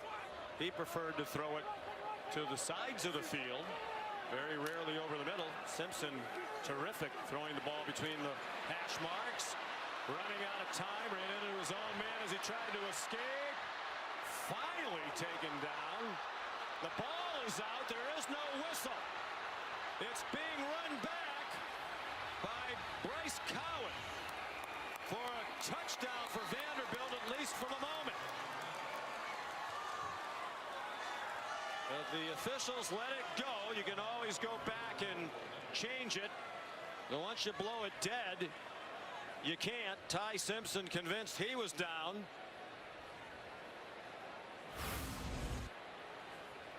Take a look at it right there. Yep, wrist is down. The ruling on the field is a fumble recovered by the defense, returned for a touchdown. I think he might have been down a couple of times. But the officials did it right. That's the right way of doing it. Allow it to uncover, let them score, and then clean it up on the back end. That's the correct way of officiating a play like that.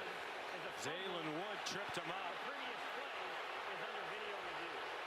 Crowd convinced as they look at the board that it was a fumble. And let's bring in Matt Austin. Matt, what do you think? Well, I do think he ends up being down. Now, the first contact with the ground was his wrist. The wrist is considered part of the hand, so that would not put him down. It would have to actually be his forearm. But as you saw, he stumbled forward. I do think the full forearm hit with him still having control before it came out. So I would think they would overturn this. And the ball didn't come out till his forearm hit the ground. So he should be down. He'll have to figure out where to spot it. But what a competitor he is.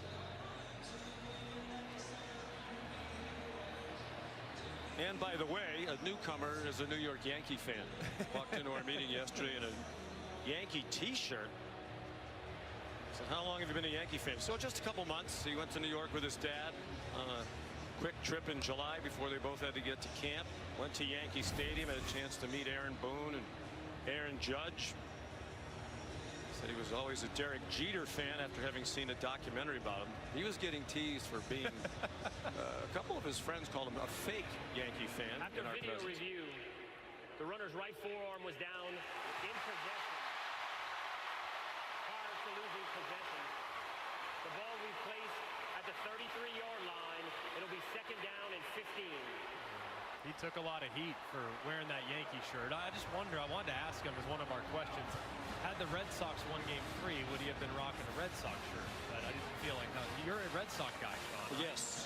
You know, maybe, apparently maybe he's a bit of a fair weather fan. I did not start becoming a Red Sox fan in late July. July 28th was not the time? No, Ty's quite a bit younger than I am. So it goes as a 3rd sack for Vanderbilt. For a 3-yard loss. Kevin Riley's the running back now. The tight bunch formation to the right. Probably wouldn't try a field goal from here. Nearing 4 minutes to go in the 3rd quarter. Simpson on target. Isaiah Horton inside the 25-yard line. Pushing and shoving at the end of the play. Back behind the line of scrimmage. Zaylen Wood and Gino Vandemark being separated. It's a 9-yard gain. Simpson's trying to get them lined up at the 24. They need 6 on this 3rd down. They're giving him a lot of freedom at the line of scrimmage to make checks and adjustments. Probably going to motion Jam Miller back in here, I would assume. Here he comes. It's Kevin Riley. Excuse me. They like him in the passing game on 3rd down. Vanderbilt showing pressure, so you could beat it potentially with a sprint to the right. Simpson. Riley stayed in the block. Simpson has running room. 1st down. And a couple of extra yards. He wasn't going to go out of bounds. 13 yards for Ty Simpson. And a great job, too, by Riley. He's engaged with Hurd. The safety off the left edge gets just enough of him to allow Ty Simpson to escape. He knew he had Jeremy Bernard out in front. Instead, he felt like he'd get it with his legs, and he does. They brought a blitz, and Riley's not a big running back, 5'11", 190 pounds. Did his job very well. Jam Miller's back in. Simpson goes under center. Simpson's in trouble. And he's needed to throw that one away. Sacked for the 4th time. This time by Miles Capers. You just can't take that sack. And look, Ty Simpson's done a great job all season of buying time, escaping pressure, getting out of it, but sometimes the defense wins, and at this point they've won. There's 4 defenders that are in pursuit. You got to throw that one 10 rows up into the stands. Big mistake by Ty. Thrown down by Capers. Corday Sidnor had pressure as well. 10 yards. 4 sacks. Diego Pavia waiting for his turn, hoping they can force a field goal try. That pass batted down. He was trying to get it over the middle to Josh Cuevas, and it was knocked down by Joshua Singh. Trying to get something underneath to make this 3rd down a little more manageable. Big thing for Ty, though. He can't take a sack here, make that field goal more difficult. 3rd and 20. Checks it down. Jam Miller down way short of the 1st down. Duo of linebackers, Brian Longwell and Langston Patterson there. So a good stop for Steve Gregory's defense to force the field goal and keep it a 1-score game. That sack, though, just still shows that Ty Simpson, albeit 4th-year junior, still very young and early in his development in game management. You just can't take that sack, get you that far behind the sticks when you're in the red zone. Talty 1 for 2 today. Missed from 47.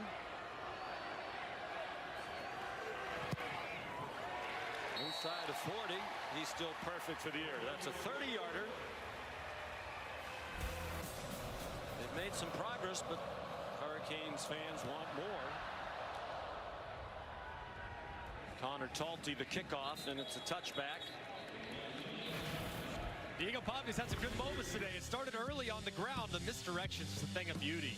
You roll that running back out to the left, look at him, little cute counter with a lot of green grass out in front. Very nicely done. Then the RPO's been pretty good as well.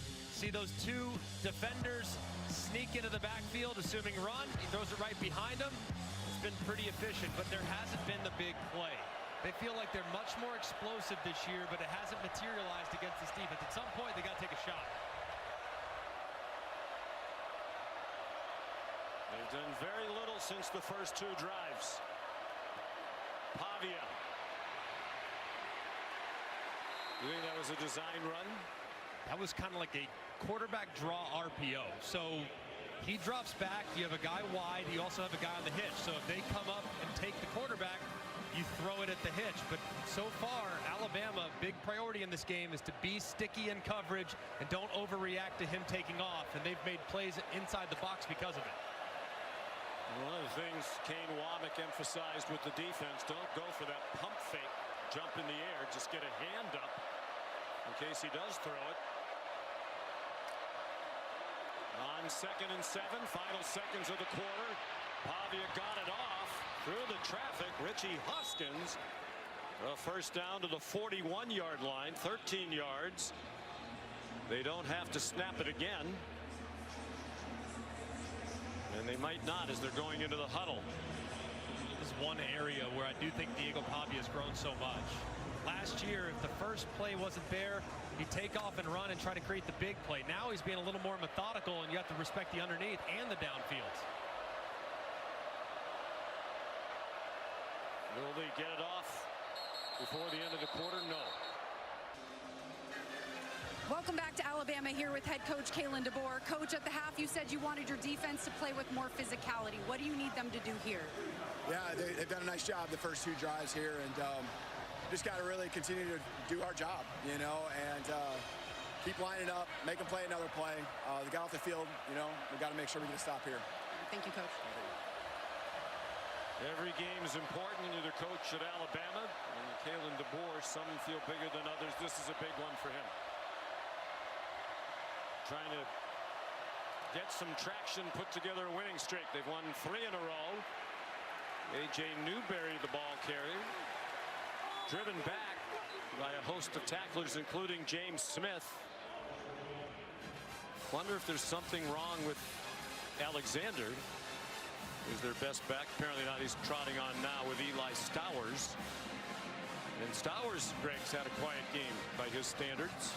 Just 2 catches for 14 yards. They need to get him involved at some point. I mean, he's been well defended by Alabama. He's a huge priority for their defense, knowing where he's at all times. He needs to get some looks, though, on a pivotal drive. Stowers had 6 catches last year for 113, a career high in receiving yards in that win against the Tide. Pavia throws it out wide. Junior Sherrill shoved out short of the marker by John Lee. Gain of 7, 3rd down and 2, a minute into the 4th quarter. You got to be thinking if you're Tim Beck, it's one of 2 people. It's Diego Pavia's legs, but not off read. It's downhill. Or it's Eli Stowers off something underneath. Stowers not being on the game, got to be thinking it's Pavia's legs. Or Alexander behind him in the pistol. 3 out of 7 on 3rd down. They had a disastrous 3rd down moments ago on his 3rd and inches. Pavia after the fake has a receiver wide open. Cole Spence dragged down by Bray Hubbard. Great call by Tim Beck. And Spence went down to the 17-yard line. A 33-yard gain. And this is the exact same play that Vanderbilt ran earlier, except they went with the quarterback read. This time they go with the play action off of it. Last time Bama stopped Pavia behind the line of scrimmage. Same look, same everything, except this play action. It's perfectly designed and executed by the Doors. Spence had 1 catch for Clark Lee all season prior to today's at 2 for 45 yards. They're at the 17. Cedric Alexander on the left hip of Pavia. Pavia over the middle, intercepted, threw it into traffic, and it got picked off by Keon Sabb.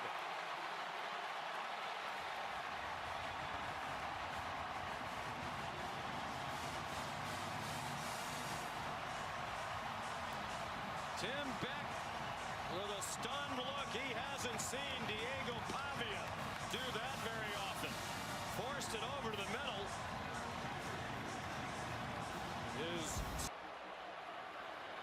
Diego Pavia, the interception, picked off by Keon Sabb. Both turnovers by Pavia have come in the red zone. Lazia Brooks goes in motion. Ty Simpson dumps it off. Blockers out in front of Kevin Riley. Good call by Ryan Grubb, well executed. Let's go back to that interception a moment ago. Vanderbilt has 3 guys into the boundary, which means Keon Sabb with this quarters poach coverage. He's poaching any in-breaking route. So what does he do? He sees it, jumps it right in front of it. That's a terrible mistake by Diego Pavia. Uncharacteristic. There's a flag down. And the throw goes over the head of Jeremy Bernard. Vanderbilt was offside. It was a freebie for Simpson. Defense, number 99. In the neutral zone at the snap. 5-yard penalty, remains 1st down.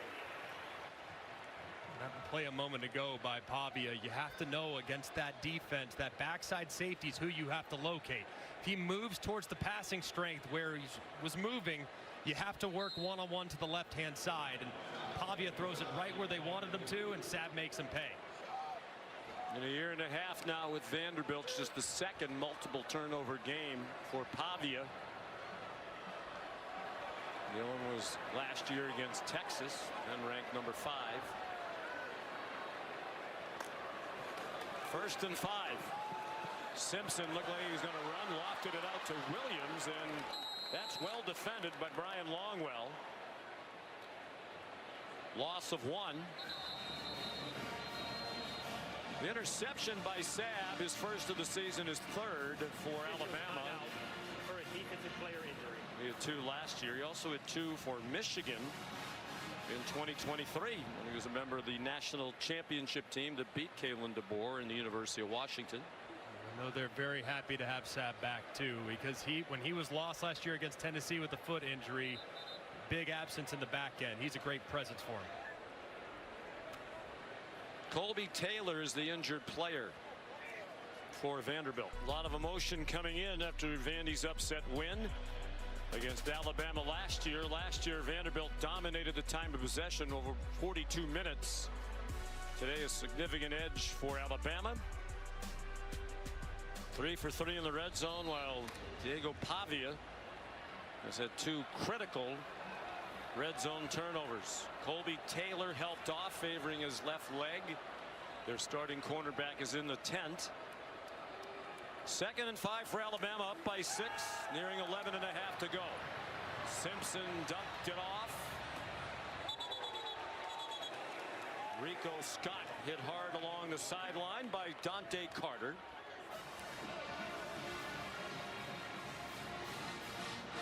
Here comes a very important 3rd down for Simpson in the Tide.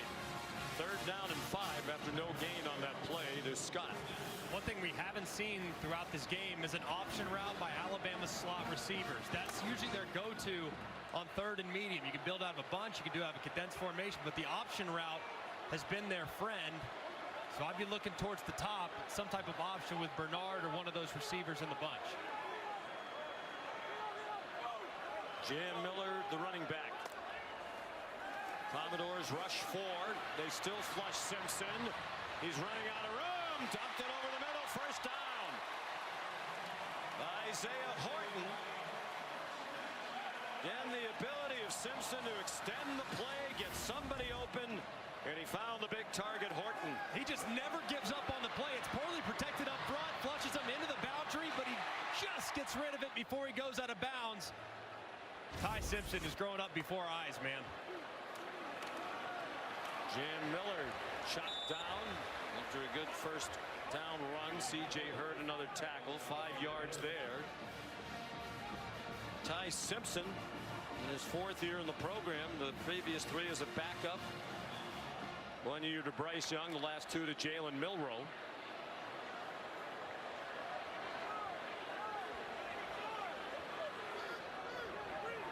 He has become a leader of this team. Spirited messages before they took the field at Georgia. He was one of the team leaders who galvanized this squad after the loss at Florida State to start the year. Good job by Miller, able to stay on his feet. And they're going to mark him about a foot short of the 1st down. Another tackle for Jalen Stone, has played very well in the middle of that Vanderbilt defense. Junior from Decatur, Georgia. They're lining up quickly. They put Simpson under center. They found a crease off left tackle for a 1st down to the Vandy 44. That was a really heads-up play by Ty Simpson. Vandy stopping the QB sneak. Had 3 or 4 guys right inside. So what does Ty do? Sees the bubble to the left over the left tackle. He decided to take that sweet sneak right outside, and that leads to the conversion.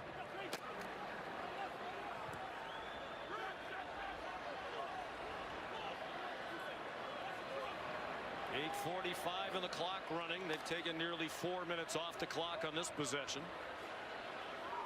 I wonder at some point, does Bama go for the jugular with a double move and try to throw it deep? Miller. The Vandy defense starting to look a little bit tired, not doing a good job getting off blocks. Over 32 minutes time of possession now for Alabama. And Miller's up to 92 yards on 15 carries. A field goal would be enormous.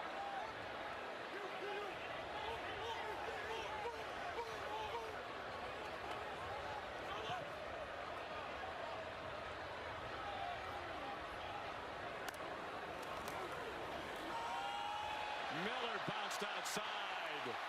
First down at the 30-yard line. Jalen Lackey made the tackle, the cornerback. 9 yards, that gets Miller up to 102. This is a great job by Jam Miller. You'll see the defensive end work inside. He bounces it to the outside. This is beautifully done. Kind of sets him up, very patient. Boom, right to the outside where there's a lot of room.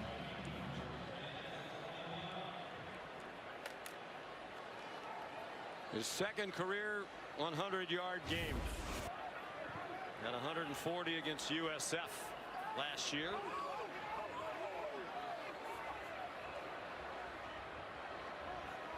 This would be considered fringe of field goal range given Talty's history. Riley weaves his way. He's down at the 22, banged down by Nick Rinaldi. But 7 more.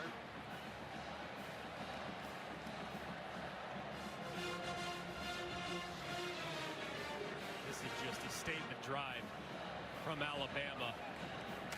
Just nursing the clock, allowing that offensive line to go to work and trying to take advantage of this depleted or this tired Vanderbilt defensive front. Now been on the field for more than 33.5 minutes. 10th play of the drive. Riley cannot escape. Did well to get to the 20-yard line. Sing and Stone there again. It's amazing how Alabama has kind of taken Vanderbilt's plan from last year and tried to implement it themselves. Bama last year had just 45 offensive snaps. Now, with just 6 minutes remaining, Vanderbilt and Diego Pavia have snapped the ball offensively just 40 times to Alabama's 61. So fatigue started to set in for the Doors.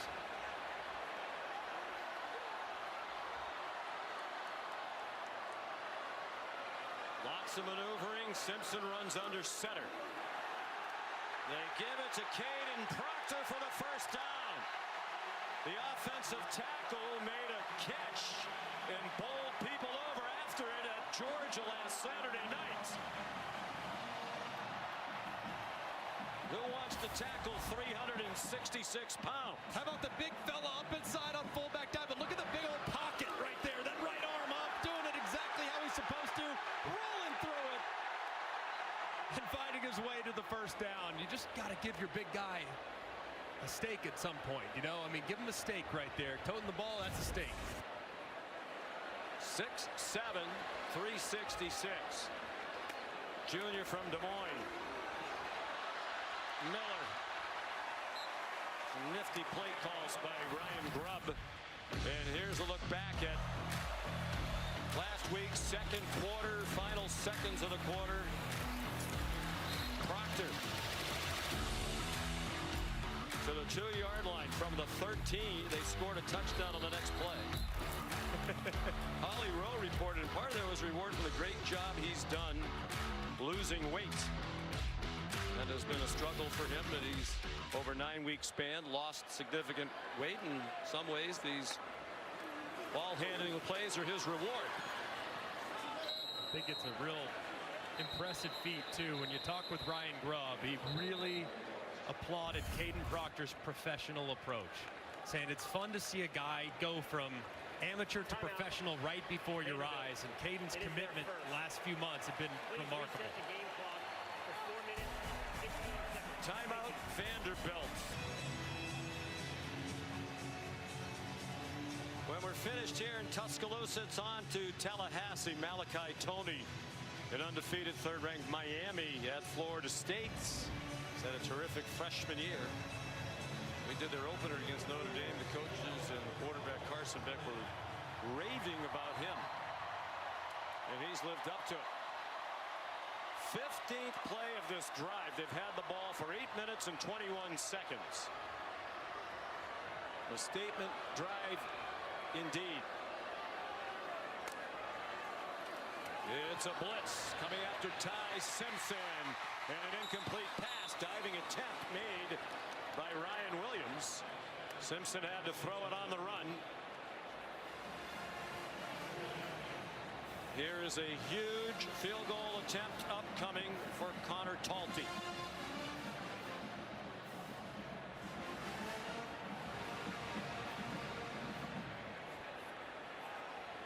Keep an eye on Emmanuel Davey. 8 career block kicks, 7 of them at Cornell. They had one this year against Georgia State. He missed from 47. Good from 38 and 30. He hasn't missed from inside of 40 this year. This is from 30 and a 2-score lead. A 15-play, 8.5-minute drive gives them a 2-score lead, up by 9 with 4:08 to go. Just a throwback drive for Kalen DeBoer. I mean, you watch Alabama win a million games in this building for the last 20 years, and it was drives like that. Physically imposing along the line of scrimmage, committed to the run, timely third down conversions, and just sucking the life out of the opposition on the opposite sideline. Just a tremendous drive there for the Tide. Ty Simpson, 23 for 31 for 340 yards, 2 touchdowns, and his first career interception. 27 plays over the last 2 drives. They've had the ball for just about 14.5 minutes in that span. Talty will kick off to Trey Richardson.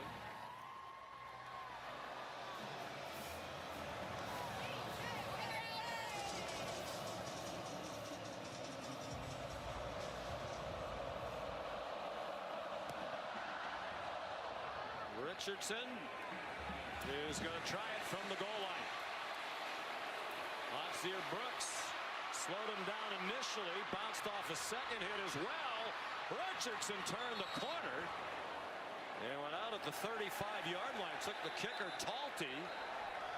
Flags thrown late by the referee.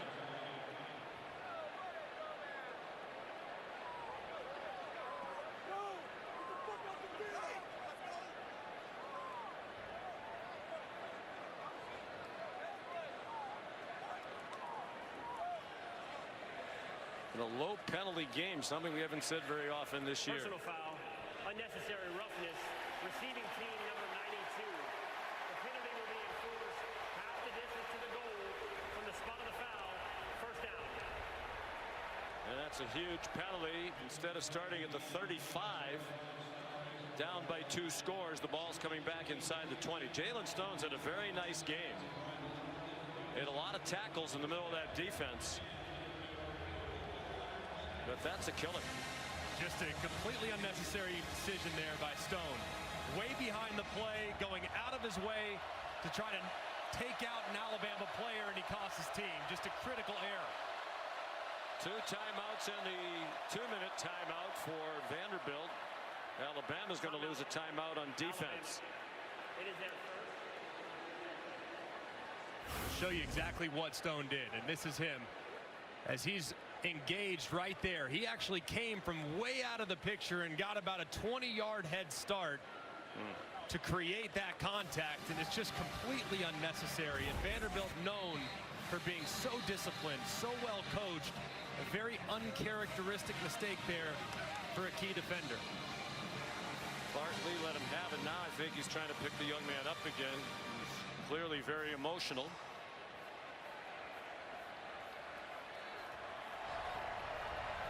It didn't look like a lot to me. I mean, it did happen when the return man was out of bounds, but looked like there was a little help in selling the call from the Alabama player. So 1st and 10 after the Bama timeout. Pavia had to get rid of it. Intended for Junior Sherrill.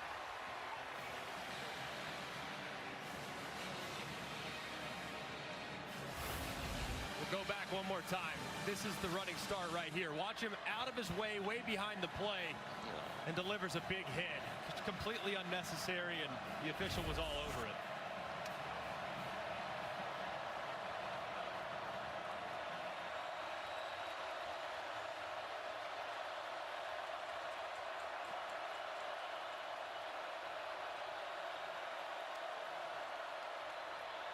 Pavia chased out of the pocket, puts his head down and has, we believe, a first down. He does at the 25. But the clock is running. It's an 11-yard gain. He got him lined up quickly. He had Alexander on a check down, goes to Sherrill instead. But they still haven't made it to the point they would have had it after the kickoff had there not been a penalty. Still 3:19 to go. Still very important for Alabama in coverage. Pavia, they'll let him run. It's still a two-score game. They need to be very disciplined in coverage and let those pass rushers get home. Don't try to be a hero and uncover and allow the big play over the top. Clock is running. Pavia took his time on that play. Keon Sabb came on a blitz. He grabbed Pavia as he was going to throw it, and it's an incomplete pass. What a quarter for Sabb. He had the big interception in the red zone. And now a pass breakup as Pavia could not get out of his grasp. Just great strength there shown by Sabb. Pavia is so strong, usually can survive that type of grab. Sabb maintains control and drops the quarterback.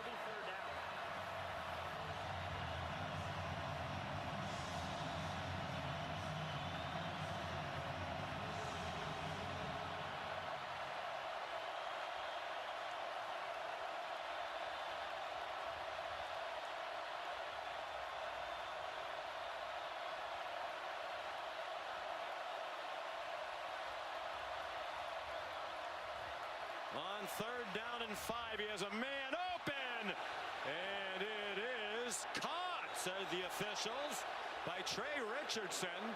Alabama sideline nearest to it. Thought that bounced in. Pavia is going to get him lined up quickly. That's not a catch. The ruling on the field is a completed catch. The previous play is under video review.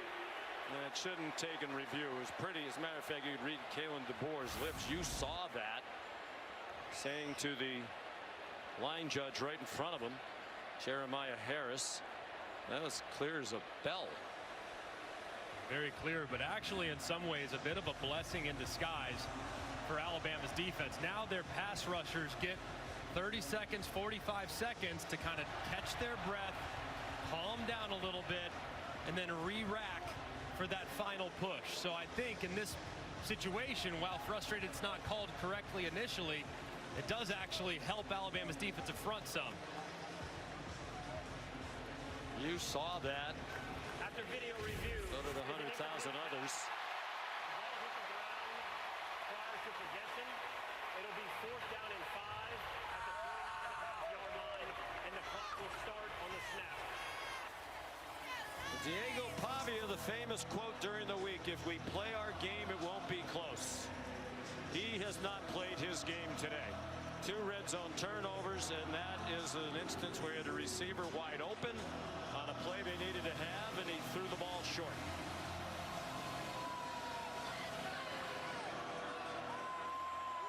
Opportunity to end the game now for Alabama is where your pass rushers have to shine. Keep an eye on Yonze Pierre, 42.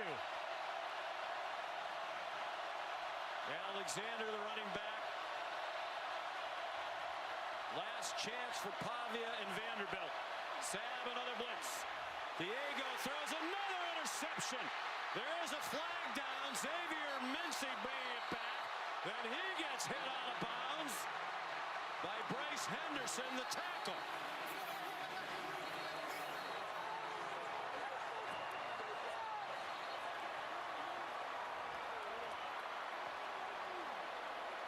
There are 2 flags at the play. There was 1 down while the ball was still in play. And then the second flag came flying for the hit by Henderson on Mincy.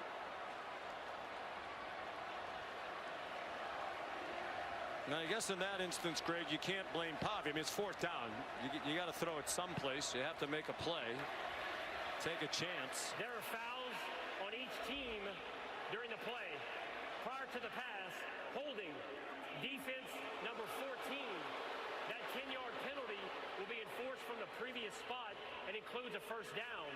After the play, personal foul, unnecessary roughness, passing team number 55. The 15-yard penalty will be enforced after enforcing the defensive hold. 1st down, Vanderbilt.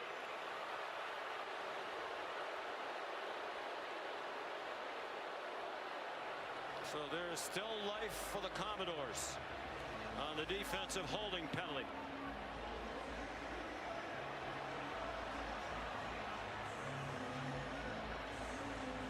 I think they might have called the wrong number because it looked like it might have been Mincy, who was the one that ultimately made the play. It looked like might have grabbed the jersey as the receiver was trying to break free, but in return, the late hit backs Vandy up again.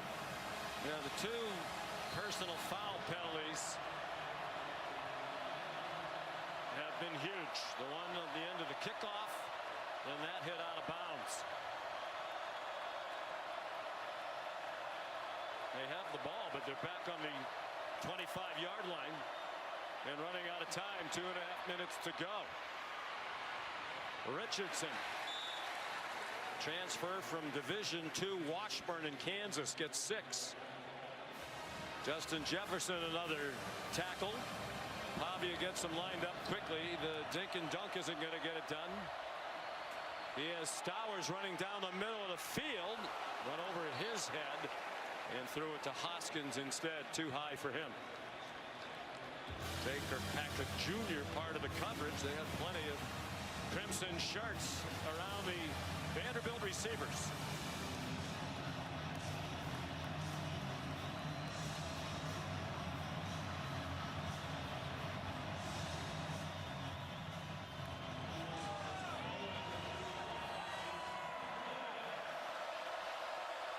Third down and 4 with Alexander behind Pavia, now to his right hip.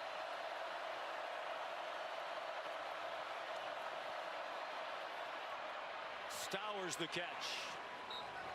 They get the 1st down, get a fresh set of downs, and that'll get them to the 2-minute stoppage. This is the 2-minute timeout. You're watching the SEC on ABC. The big number today, the 36-22 time of possession for Alabama. That was under 18 minutes in the loss to Vandy last year in Nashville. 1st and 10, Vanderbilt down by 9 with 2 minutes to go from their own 39. Pavia taken down by Justin Jefferson.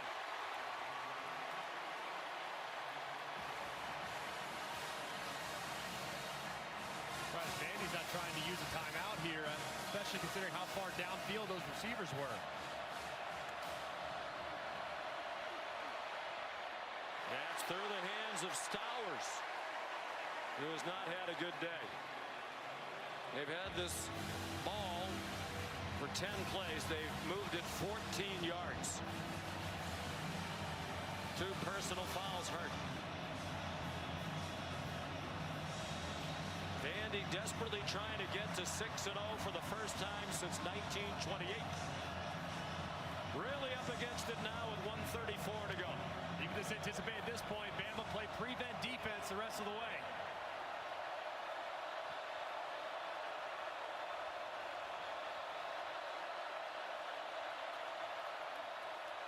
Third down, 21.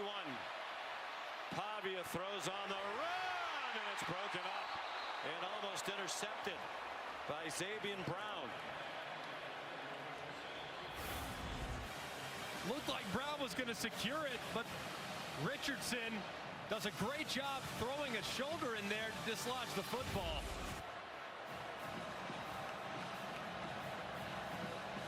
They had an interception on this possession taken back by the holding penalty. Very nearly had another. And again,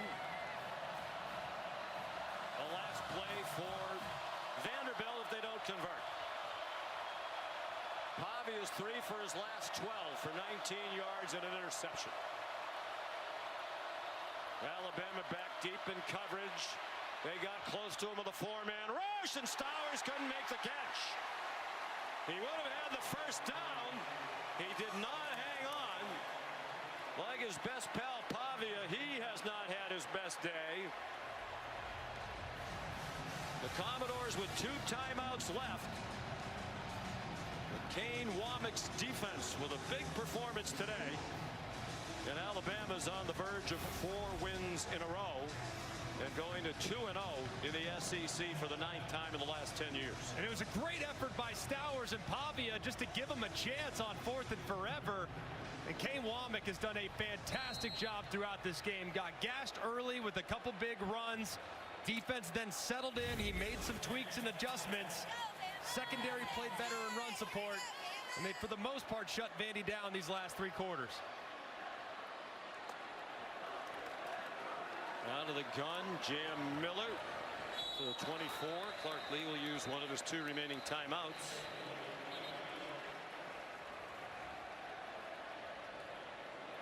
Timeout, Vanderbilt. The reality has set in on the Vanderbilt sideline. Here are the Capital One college football rankings entering today. Coming up as soon as we're finished here, on to Tallahassee at the bottom of the hour for Miami and Florida State. That game is now over at the Coliseum. Penn State has lost 42-37. So back-to-back losses. Alabama will move ahead of them. Texas is also trailing at Florida. Johnny Manziel with some advice for Diego Pavia. They were okay with him being brash and saying what he said, but you have to back it up. He didn't back it up today. No, he didn't. Did not have his best stuff whatsoever. That young man's a warrior. Fully expect him to bounce back in a big way, but to beat the Tide in Tuscaloosa, you have to be at your best, and he wasn't. Jam Miller. Vandy will use its last timeout. Well, he was backing it up at the beginning of the game. They went on a 93-yard drive, led 7-0. They were driving again on their second possession. They were in the red zone, but he fumbled, and that's really when the game turned. Threw an interception later to Keon Sabb. 19 of 33 for 183. 1 interception, 1 fumble lost. He threw a touchdown. He rushed for 58. Wow, he's a terrific player. They had a really good team. And I think if he played better, the result might have been different. 100%. It's a good football team. And I know today people draw conclusions, but this is a team that was up to the test. And they deserve some credit. They made some critical mistakes, and Alabama deserves tons of credit for forcing them to make those mistakes. Justin Jefferson ripping that ball out. Keon Sabb making a big pick with the back against the wall. Bama made the plays, Vandy didn't, but this Vandy team's not going anywhere under Clark Lee. They'll be a tough out for everybody all year.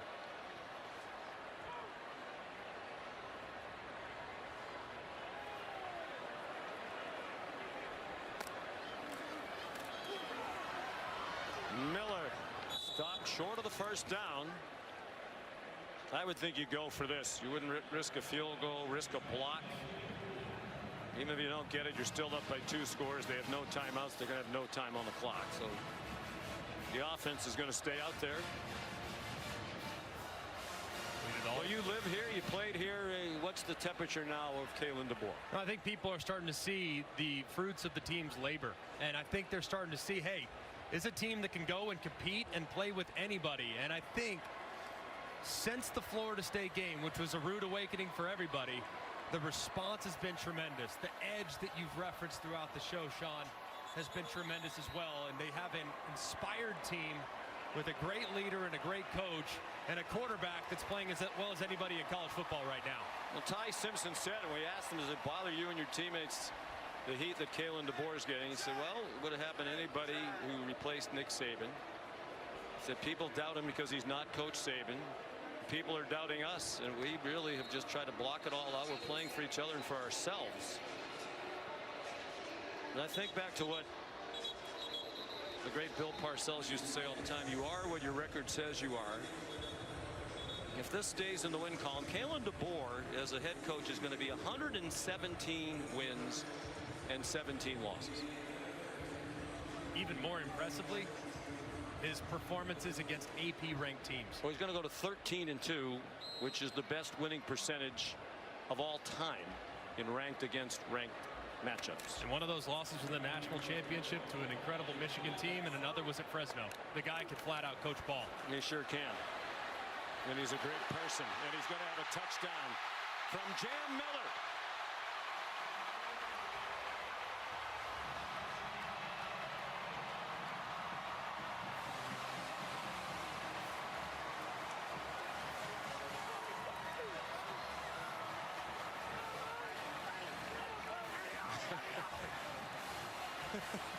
It seems we say it every week.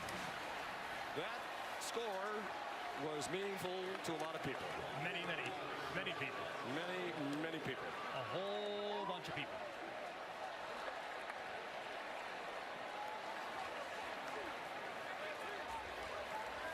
What a day for Jam Miller. With that touchdown, he's at 136 yards, just 4 shy of his career high. 140 against South Florida last year. And bear in mind, they played Florida State without him.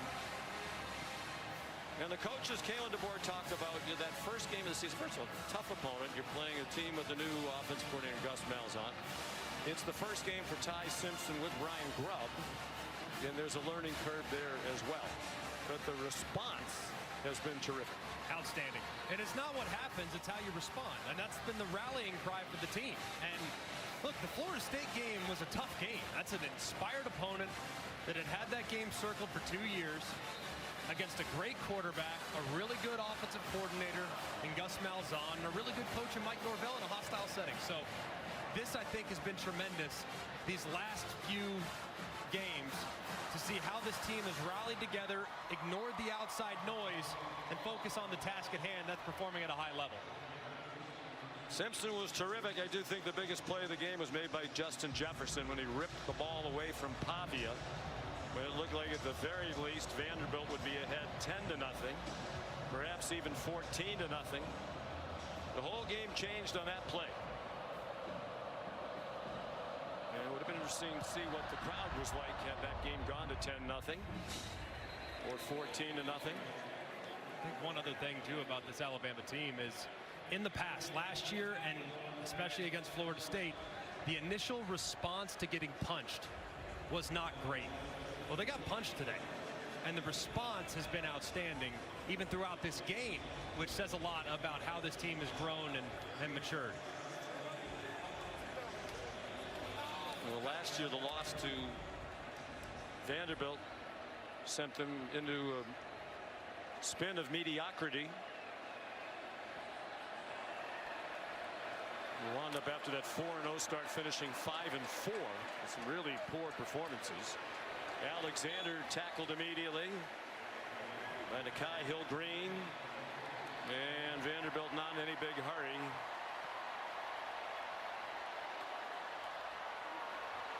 Last play, barring a penalty, Pavia on target. Bryson Coleman swung down, and that's it. Ty Simpson and the Crimson Tide now 5-1 against ranked opponents under Kalen DeBoer. They've won 4 in a row since the opening loss at Florida State. Big day for Jam Miller, the difference maker.